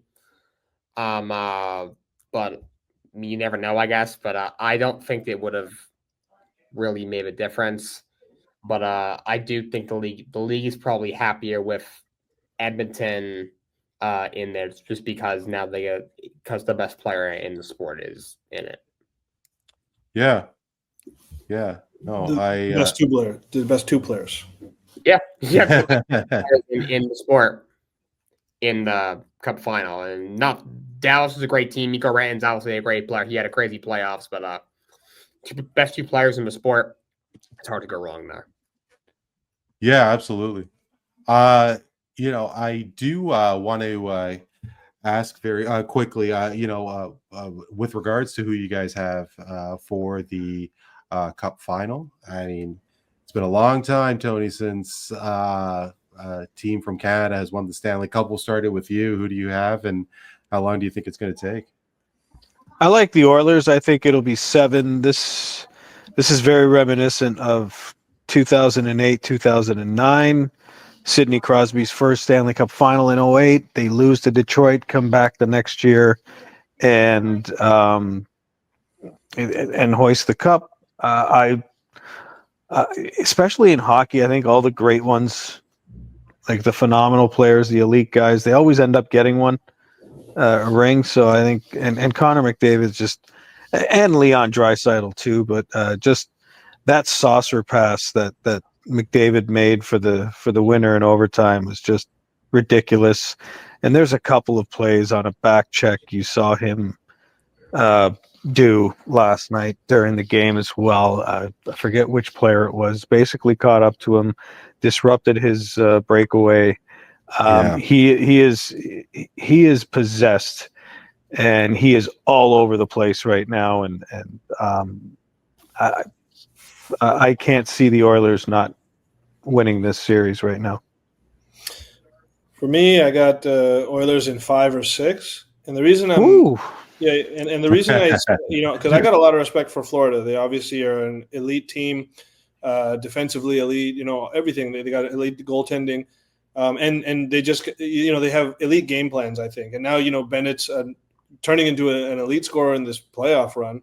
Other things going for them, but I've never seen this McDavid Oilers team play so maturely, so consistently. I think that's a big thing with them, is that they used to be very, at times, inconsistent. They'd go through lapses, defensive lapses where you'd see, you saw how Dallas won game 1. They were up 3-0, and Dallas ends up winning 6-3 or something like that.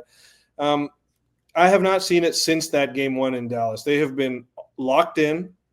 Everyone from the two superstars, McDavid and Draisaitl, who, by the way, was significantly injured in last year's Cup Final, and Draisaitl is healthy this year. And you see the result immediately in game 1 of what a healthy Draisaitl adds to the table here, But everyone from these guys, Ryan Nugent-Hopkins, Bouchard, Ekholm, Nurse, and Skinner is playing out of his mind right now as well. So I've not seen the Oilers under McDavid play this well before, be so deep and consistent before. And I think, the game-winning goal last night was a great the comeback in general. Last year, Florida taking our hearts out game after game after game, and then obviously we made a little run there. This year, we don't have to figure Florida out. We know them already. We don't have to lose the first 3 games to figure them out. We won. Keep in mind, 4 of the last 5 games against Florida in the Stanley Cup Finals, and we lost game 7. So there's a lot to be said there. We've learned them. We know them now, and the talent level in Edmonton is just much better than it is in Florida from a pure talent perspective. So now you take all these other factors I mentioned, and as long as Skinner continues to play somewhat close to Bobrovsky's level, which is hard to match, but he's doing a pretty good job so far. 5 or 6 for me. I want to point out something about McDavid real quick. I know we are kind of hinging whether or not they're successful a little bit on him. I mean, he is the superstar of the team, but there is I don't know if you guys have seen it yet. There's a clip floating around of game 1 after the first period. They were down 2-1 in the first period, and they go into the locker room, and McDavid is just fuming, livid, screaming top of his lungs about, we need to lock in. This is the NHL Finals for the second year. Actually, we are here, and we are not losing this game. Oh, actually, Matt, I think that scene was from last year's Stanley Cup Final. It was featured in that Amazon series that they were putting together. Season 2 is coming out. Actually, I forget what it's called, but I watched the series. But that was from last year. That was. So what I wanted to kind of stress on there, though, is that he seems to have taken that step up to that next level of, I'm going to lead this team to victory. It's not just we're good enough, but we don't know. He is determined to lead this team one way or another, that they're going to win. And I don't know. It's all season I've kind of seen it from him. He had a little bit of a slump, But all season, I've pretty much seen that energy and that vibe from him. This is my year. Yeah, He does seem hungrier. He's a driven guy, right? When you get to this point in your career, all the accolades, all the numbers are there, but he wants that championship in a big way, and you see it. He's possessed, like I said. He won the Conn Smythe. He won the Conn Smythe Trophy as a losing player last year. It's only happened 3 other times in the history of the game. So he's possessed. Like I said, I think the great ones always get it done in hockey for some reason. If you look down the line in the history of this league, great players always end up hoisting the cups. I think it's his time. Yeah, I'm kind of wondering off the top of my head who would be the best player not to win a cup. I think I know in terms of overall point totals, it's Marcel Dion, if I'm not mistaken. Like total. Who else would you think? Yeah, Keith Kachuk was the. What about Brett Hull won one. Brett Hull got his. Yep. Yeah. He won his. Al McInnes, did he get one? Al McInnes got his early. He won with Calgary early. Yeah. Very early in his career. Would have been one if he didn't get it for the very last year. You mentioned at the top. I think Tony was you. Most of the greats, they're able to grab at least one. Yeah, that's what makes it. That's a good question, though. I'm sure there were a couple of really Edmonton native Jerome McGinley. McGinley's a good one. There's a guy who, he's a good one. Thank you, Google. Jerome McGinley, Pavel Bure. I was thinking Bure. I didn't think he was in that conversation of all-time greats, though. I know he was great. He won an MVP, I thought. He was a flasher, for sure. He was a flasher, for sure. Yeah. As a Flyers fan, I like to think there's a lot of great players that played for my team. Would you say Luongo's in there? No. Eric Lindros. I know his career was short and miserable, but there's another guy. Yeah. There's another guy, Jeremy Roenick. So we can. John LeClair. John LeClair. I believe John LeClair has a cup. He was on. He was on that much. He was on that much. Doug. Gilmore won. Gilmore won a cup. He's got one with Calgary. Oh, Gilmore has a couple with Calgary. Oh, I did. Yeah. I got that. Oh, yeah. Okay. Good.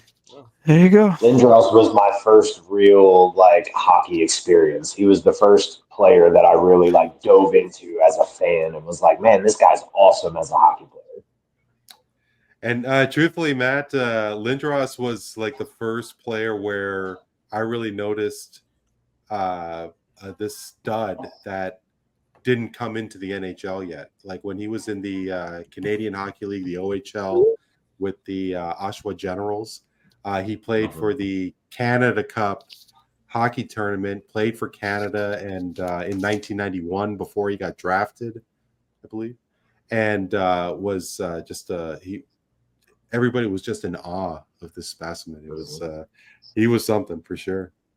Jake, Joe Thornton's another one. Joe Thornton, yeah.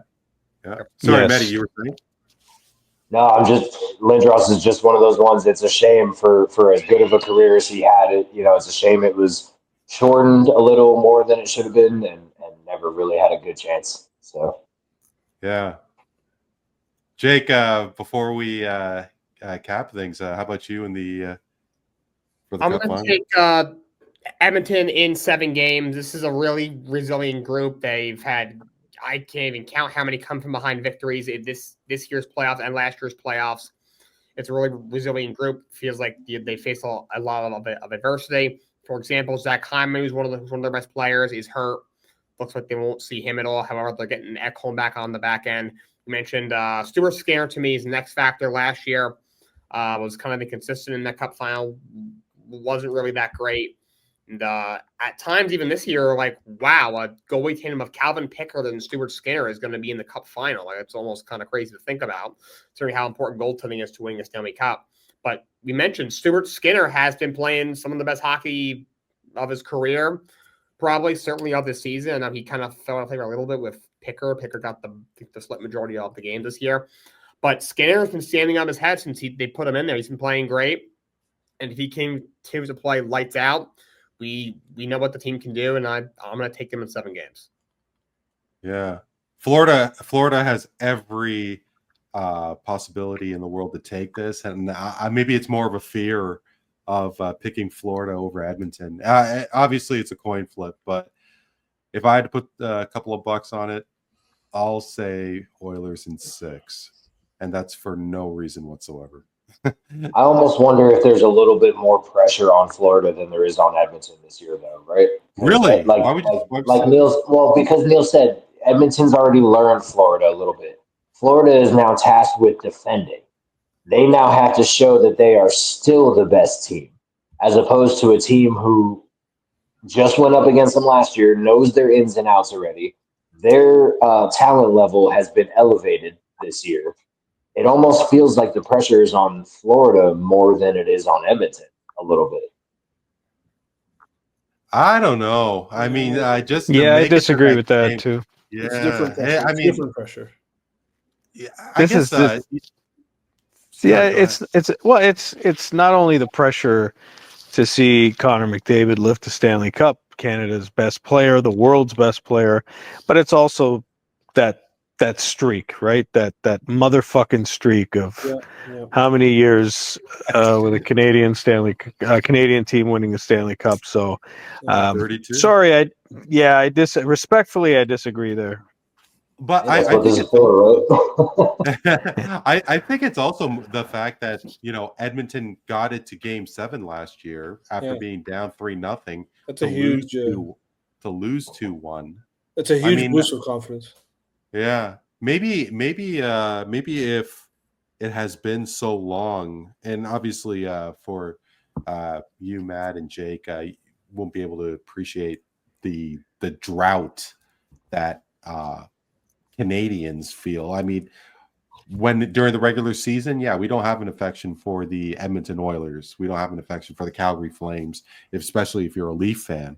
But I was really hoping for Calgary when they played in that final against Tampa, and when, to a degree, when Ottawa played Anaheim, when Montreal played Tampa, no, I didn't want to see that happen. But I think that maybe it could be Edmonton's year. What I do know is that it's time for Straight Facts, Bro Relax.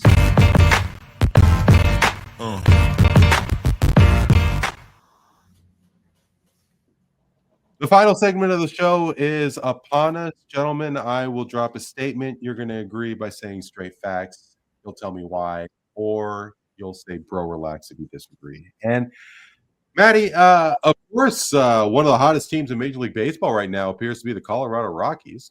I mean, who'd have thought that? I mean, they swept the Miami Marlins, but that last check, what are they, 13-50, 51? I mean, they're just an absolute atrocious. And there are a lot of teams, not only in baseball, but I mean, there are teams that are out there that is just a money loser for these sports books. Are we going to see a time where certain teams are not going to be included in sports betting because they are that bad? So Matt, online sports books will remove certain teams from betting in the future because of their futility. Straight facts or bro relax? I'm going to go bro relax on that one. If you're just talking like a money line or a spread, then I guess maybe there's a potential. But to completely remove a team, and that then includes all of the players and all of the props that go with the players, as a sports bettor, I don't think they're losing as much as we might think they are, because there's still props to be had. There are still players who play well even though their teams lose. There are still pitchers in baseball who pitch a great game, but they still lose 1-0 because they gave up one home run in the first inning. Other than that, he pitched lights out for 6 innings straight. I mean, I don't know that they're necessarily going to ban a team in general unless I don't even know how they would figure out the mechanics of that, because you would still have to be able to have the player props, which is included in having that team available to you. Sure. So I'm assuming that you haven't put any Benjamins down for the Rockies or the Athletics or any of those teams there. No, I did. I do hit some prop bets on some of those teams. If anything, I can't say that I have won any bet that said the Colorado Rockies were going to win a game. I have not bet on them to win a game yet, and I would have been wrong all of 13 times. So I'd be quite profitable had I taken them to lose 54 times. So yeah, for sure. Maybe you know what? Maybe I'll pick a day and I'll put $20 down for the Rockies to win. We'll see what happens. I'll tell you what, depending on what day and what team you catch them on, you might get some good odds on that. Because I mean, like you said, Vegas knows which ones are the quote unquote guaranteed winners, guaranteed losers. You know, Vegas sets those lines. They know the numbers and everything behind it. We're guessing over here, but yeah. I don't see a way that they can completely remove a team because then you also have to remove the team that they're playing against. So, you know, you have one good team. Let's take my team, the Yankees. They're on a hot streak right now. I want to bet on my team, but now I can't because they're playing the Rockies and we've removed them completely from the picture. So there's still a lot of money to be made out there. And honestly, there are still those diehard fans who are going to bet and lose knowing that team's not going to win, but they're still going to make a bet on it anyway. I think it almost levels itself out. You have some teams that are really on fire and all their players are hitting their props, and then you have one team who's just none of their guys are doing anything. Maybe it just evens itself out. Maybe.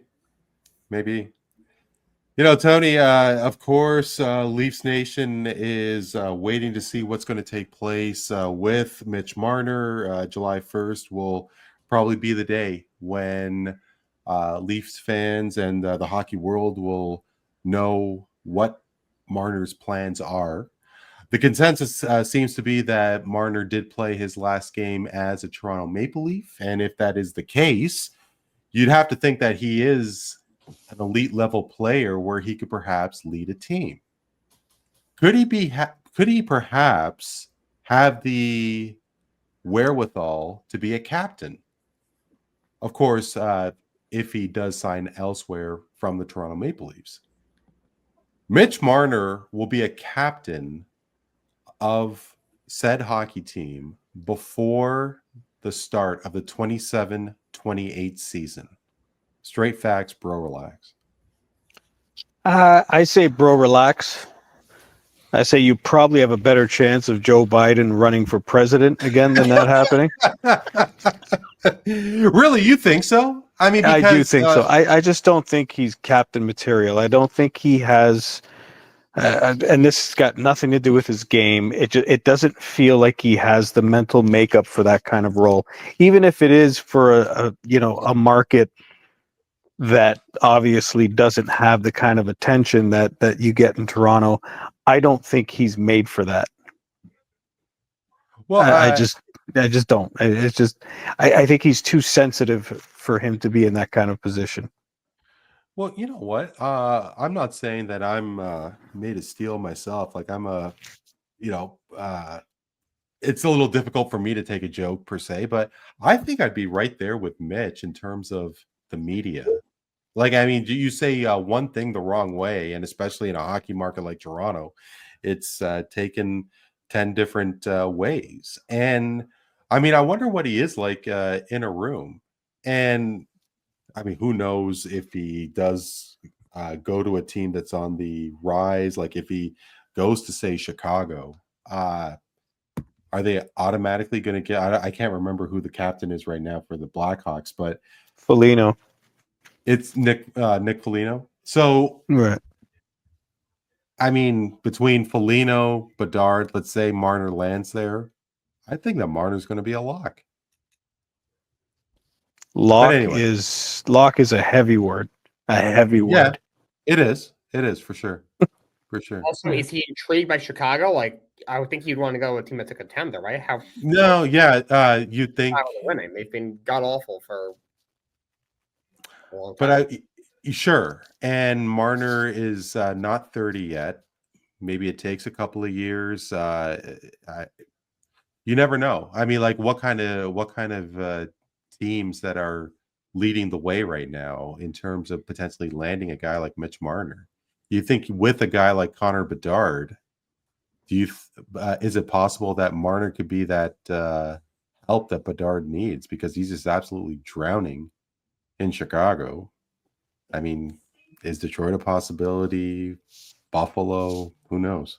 I can tell you right now, if the Flyers were to ever concoct a deal where they would get Mitch Marner, which I know is not necessarily an option, but God forbid they were to ever do that, he would instantly be a captain because Matvei Michkov, as good of a player as he is not ready to take on that captain role yet.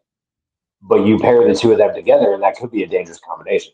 So I think for his captain status, I kind of feel like it depends on where he would wind up specifically. I gotta wonder what would be tougher, the Philadelphia sports media scene or the Toronto hockey media scene. I wonder if because Marner and the media, like Marner, just you could see how uncomfortable he is with the media here in Toronto. And I don't know, Tony, like is the Leafs media, Toronto media, really that bad? I mean, the team has not won a playoff series. They went all those years. They still can't make the conference finals. They haven't won a cup in 58 years. Like, I don't really think it's that bad. And from what I hear, like, and what sports fans hear all over the place, Maddie, I mean, Philadelphia sports media is just, the Philadelphia sports scene is an absolute, it's madness. If he doesn't do well with, and that's why I said I'm not saying this is even remotely a possibility, but a team like Philadelphia would make him a captain more based on his veteran status, someone who can lead some of these younger guys because Flyers do have some draft capital and some salary coming up that they can work with. So I can see them giving him that captain status immediately if he were to land in a place like Philadelphia. Interesting. You can teach somebody how to talk to the media. You can train a player to handle and approach media a certain way to where it's not devastating to them or your team. Yeah. And, I don't know how much of a coin flip it is with Marner staying or not, but wonder if he does have the ability to be a captain. Definitely know that Biden's not going to be able to run for president again. That's for sure. Neel, obviously we're seeing some sort of program in Oklahoma City. The Thunder, they had the best record in the regular season. They're coasting through the playoffs here. They appear to be a lock to win the NBA championship. And it's all with that nucleus beyond Holmgren, Shea, and Jalen Williams. You think about those role players, the Carusos, the Lou Dorts, and enter said player here. Mm-hmm. And I do wonder if the camaraderie and the respect that those teammates have for each other would recognize that you don't need the supermax, but if you work together and build a foundation, maybe take a haircut on your salary, that they could have something really, really special there.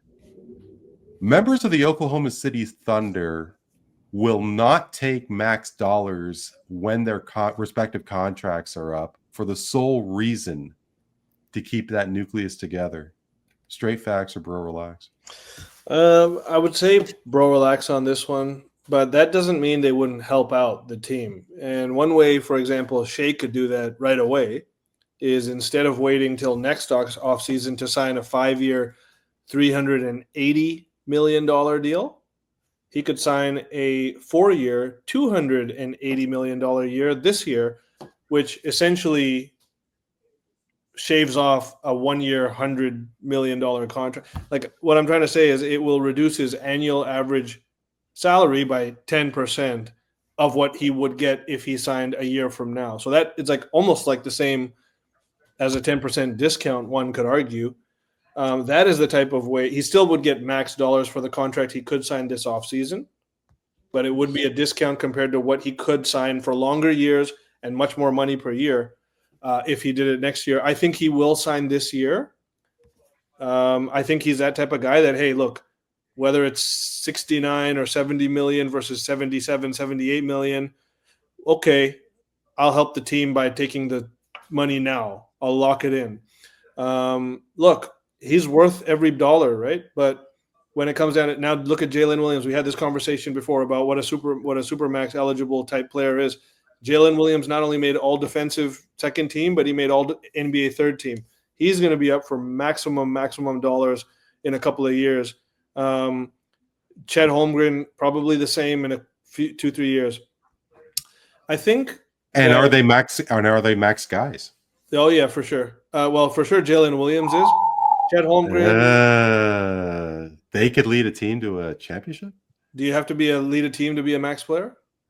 I could name about 20 max players that do not lead their teams right now. That's exactly my point. Like, how many max player, like how many players period have that kind of pedigree to win a championship? Well, these guys clearly do. I mean, you're talking about elite two-way players that are fantastic on both ends. All three of these core.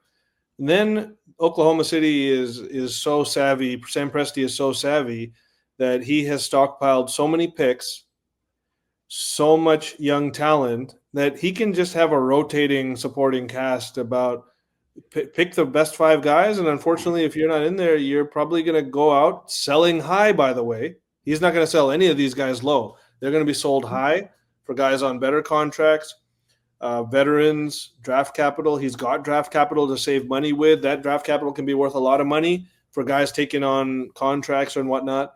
So he's got a million ways to maneuver, and that's the genius of how he's built this team is he lucked out.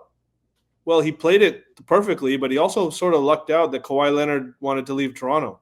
Kawhi Leonard leaving Toronto led to the demand for Paul George, led to Shea Gilgeous-Alexander and Jalen Williams both coming in about 5 other first-round picks to Oklahoma City.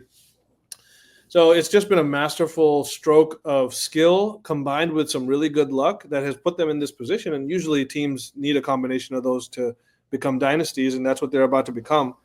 But get this. I bet you guys didn't actually know this.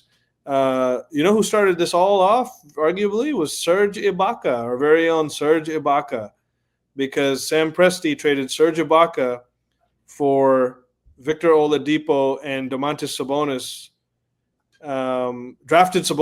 Traded Ibaka for Oladipo, then traded Sabonis and Oladipo for Paul George. We all know what happened there. So Serge Ibaka really should have his name on the wall somewhere in that Sam Presti's office with like a little garland over it, because he absolutely, so I'm just saying this is the long-term vision, and the vision is only half complete. Sam Presti has a vision that extends another 10 years from now that he thought about 10 years before now. And Sam Presti came from the R.C. Buford and Greg Popovich tree. So greats breeding greats. And now you're going to have guys that breed off of Sam Presti in the same way. And, this is a team that's here to stay, and they're going to be the team of the 2020s and beyond possibly. But definitely the 2020s. I do want to give a shout-out to OKC, too, they got Hartenstein for next to nothing. They don't overly use him. They use him just enough to fill the hole. And they pay him for it, right. But he's almost he seems insignificant in some games, but then there are other games where he is so pivotal to just his body being on the floor, just his size, his rim presence being on the floor that opens up players like Jalen and Chet to do the things that they do as two-way players. Absolutely. And I'm pretty sure it was the Knicks that he was with right before this, did not use him even remote. And you always wanted to have him tossed up between him and Robinson and this, that, and the other. OKC is using him 100% perfectly for where he is in his career. And that's a great point. And then the other thing is, look, they traded Josh Giddey for Alex Caruso pretty much straight Right. up. And Right. Caruso is an essential piece of what is now manifesting as a championship team, and is going to be critical for the next couple of years during this three-peat attempt. And they traded Josh Giddey, who has actually played pretty good in Chicago, but wasn't a fit with this team any longer. And Sam Presti is not going to hesitate to ship guys out. Look, I see a world where, I don't think it'll happen, but if Chet Holmgren stops being the best option, I don't put it past Sam Presti to ship him out either. Although I do think that that's extremely unlikely. I think it's going to be these three, but he's going to mix and match around these three guys. If Chet Holmgren suddenly becomes an injury-prone type guy, let another team take a chance on him. There's so many things that he could do. And I don't think he's going to need to depend on pay cuts from these guys, despite the fact that OKC is a small market, despite the fact of all of that stuff. I think OKC players, they are the type of guys that love the game. They love their teammates. They love the camaraderie. They're built differently. I just don't see any egos on that team. I don't see any diva on that team. I see just guys who love ball, love each other, and love the game. Well, that's my point. That's my point. Yeah, but it doesn't mean they're going to take pay cuts. It might mean that they're willing to be flexible, like how I mentioned with Shea's contract coming up. That I can see. Well, and if they do win that one championship this season or next season, for example, is it possible to try and max as much money as they can? So, Jake, I just don't see any of them being greedy enough to do that. If it just from the fan perspective, because again, I'm not an OKC fan, but I'm just watching this team and the way they move up and down the court, the way they talk to each other on the benches. Right. I don't think any one of those guys are going to be that diva, like Neel said. There are no divas here on this team. Well, even when the media tries to make somebody, everyone is putting the spotlight on SGA, but he's still not that diva personality. Matt, I have to say the reason why I was thinking about this is because when the players on the Thunder gathered for that picture with Josh Giddey when the Thunder played Chicago, there was just such an affection for Josh, and you could it did see. And now obviously Giddey does seem to have something cooking with the Bulls. But there was definitely an affection there. And if Sam Presti is as smart as we all think that he is, you have to think that that he's hammering the respect and the communication and the actual enjoyment that these guys have playing with each other, that they may do like what the Detroit Red Wings did with Zetterberg and Datsuk, with Bergeron and Bergeron, Pasternak, and Krejci, getting all those star players for less than they could actually get out there. But it'd be interesting. Oklahoma City, they definitely have the potential for creating that rivalry, creating that dynasty. Finally, Jake, I have to say that one of my go-tos in terms of a quick laugh is hearing any sort of excerpt from Charles Barkley. Inside the NBA is just an absolute beauty, and this was their final season. And Charles Barkley is one of the reasons why, as well as Shaquille O'Neal, Kenny Smith, and Ernie Johnson. They are going to ESPN.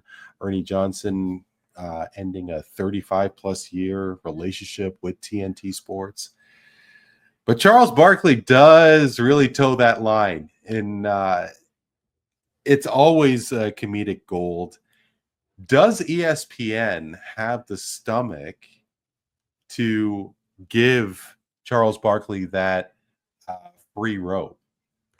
Now that he is with, now that the Inside the NBA crew is no longer on TNT, Charles Barkley will not last more than 2 seasons on ESPN. Straight facts or bro relax? I'm actually going to say straight facts on this one. I don't trust ESPN as far as I can throw them. I don't think the show's going to be the same on ESPN. As someone who has studied sports production for the last 5 years, ESPN's no bueno. He has made some comments himself, Barkley, saying that he's not going to be there very much longer. In fact, he said something to the extent of, "I can really only give you about 2 years." So I think he'll be there for about 2 years. And to be honest, if he leaves, I'd be shocked if the rest of them don't follow suit. It wouldn't be the same without him, obviously. So I think this is going to be pretty short-lived. I think 2 years and he's going to retire. It would be unfortunate because that chemistry that those four have is just absolutely fantastic. And I mean, I know that Shaquille O'Neal works with who is it? Candace Parker and who's that weeknight crew there? Because obviously we don't get ESPN here in Canada. Vince Carter, Jamal Crawford, I think is Jamal there. Crawford, Yeah. They just yeah. By the way, that desk is brutal. Oh, is it really? Because we don't watch it. We do understand that. It's what was it, Jamal and Vince and all them. Yeah. There's nothing there. Is it really? Oh, that's too bad. That's too bad. Okay. And all four of those guys, they're each like Charles, is the most valuable, but all of them, Ernie Johnson included, just they're the most professionally unprofessional people on TV. Very well. They do it beautifully. Yeah. The thing with Barkley for me is like he kind of reminds me of the announcer from the Yankees that just left like a year or two ago, and this is like the first season that we're having with a brand new set of announcers. Like once Barkley decides to go, like it's never going to be the same, and especially if those other guys follow suit. When fans listen to the NBA on TV, those are the four voices we're so used to hearing. That I don't think anything's really going to hit the same way once that's not there anymore. Well, I don't really.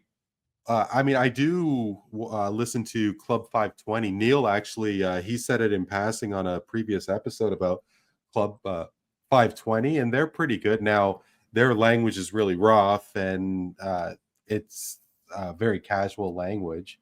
But look at Paul Bissonnette on Spitting Chicklets versus his work on TNT. I mean, you guys could answer this question better than me, but is there a podcaster out there? I mean, Patrick Beverley, for example, or do you guys see anybody who comes close to Charles Barkley in the podcast world?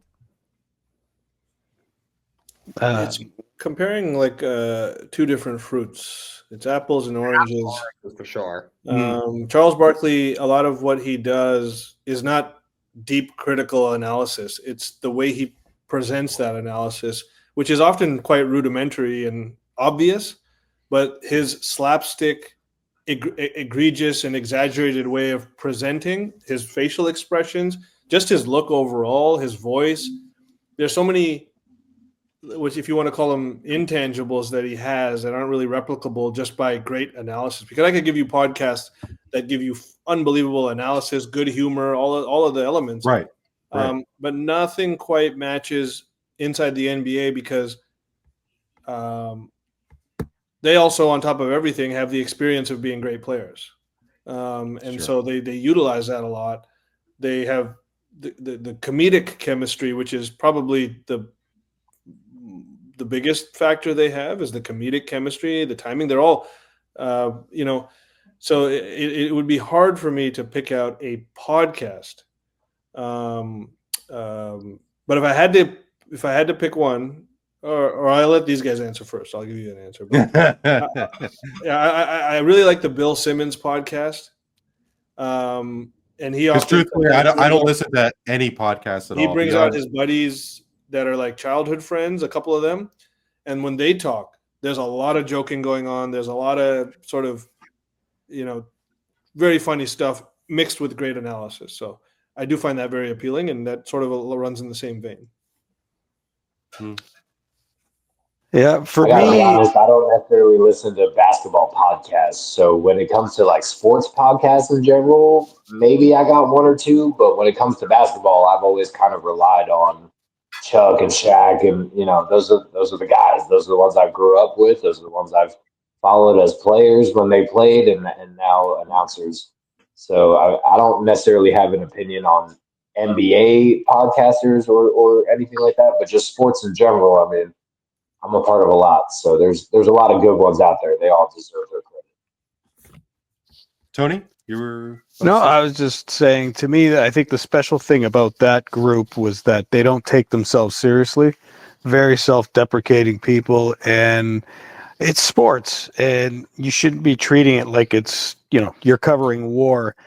And I think that's what happens with some of these other entities, that they do take it too seriously, and they do care what they say about other athletes because they want to stay in the in crowd. But these guys could care less, right? All four of them. Now, mind you, Ernie and Kenny came with a little more class, but Shaq and Chuck just didn't give a shit. They didn't care about who they alienated or not being friends with people or pissing whoever off. They didn't care. Now, I've recently gotten to a podcast. It's called Don't At Me with Dan Dockich. He's on the Outkick Network. I don't know if you guys ever get a chance to listen to him.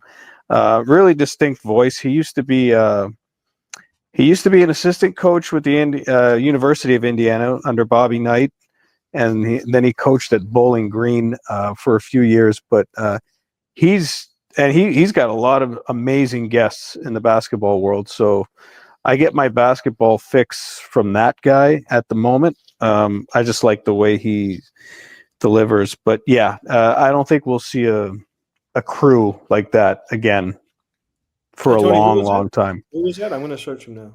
Dan Dockich. It's Dan Dockich. The podcast is called Don't At Me. Don't with the at. It's a part of the Outkick Network, which Clay Travis runs. They dabble in politics too. I like that. Yeah, they dabble in politics too. Very common sense guy. Very distinct voice. You're not gonna. He's like a bald Polish guy, but he's been around the game for a while, and he speaks a lot of common sense. And I just, I'm not a big basketball guy anyway, but I feel like I learn when I listen to him. Well, his slogan is opinions about everything, afraid of nothing, sack up. So sack the hell up. Yeah, that's his. Yeah. Yeah. Okay. Yeah, I gotta give that guy a listen for sure. Yeah, he's got Charles on as a regular guest as well. Right on. Nice. Yeah. Nice. Okay. Perfect. Great, guys. All right. Thank you so much. Really appreciate it. Take care, guys. Have a good night. Absolutely. For Tony Good time, Antoniou, guys, Neel Katarey, Jake Cardinale, and Matt Hoffman, I'm Randy Courre. This is Voice of the Fans Canada. Hope all is well and that you are keeping safe. We will talk to you next time.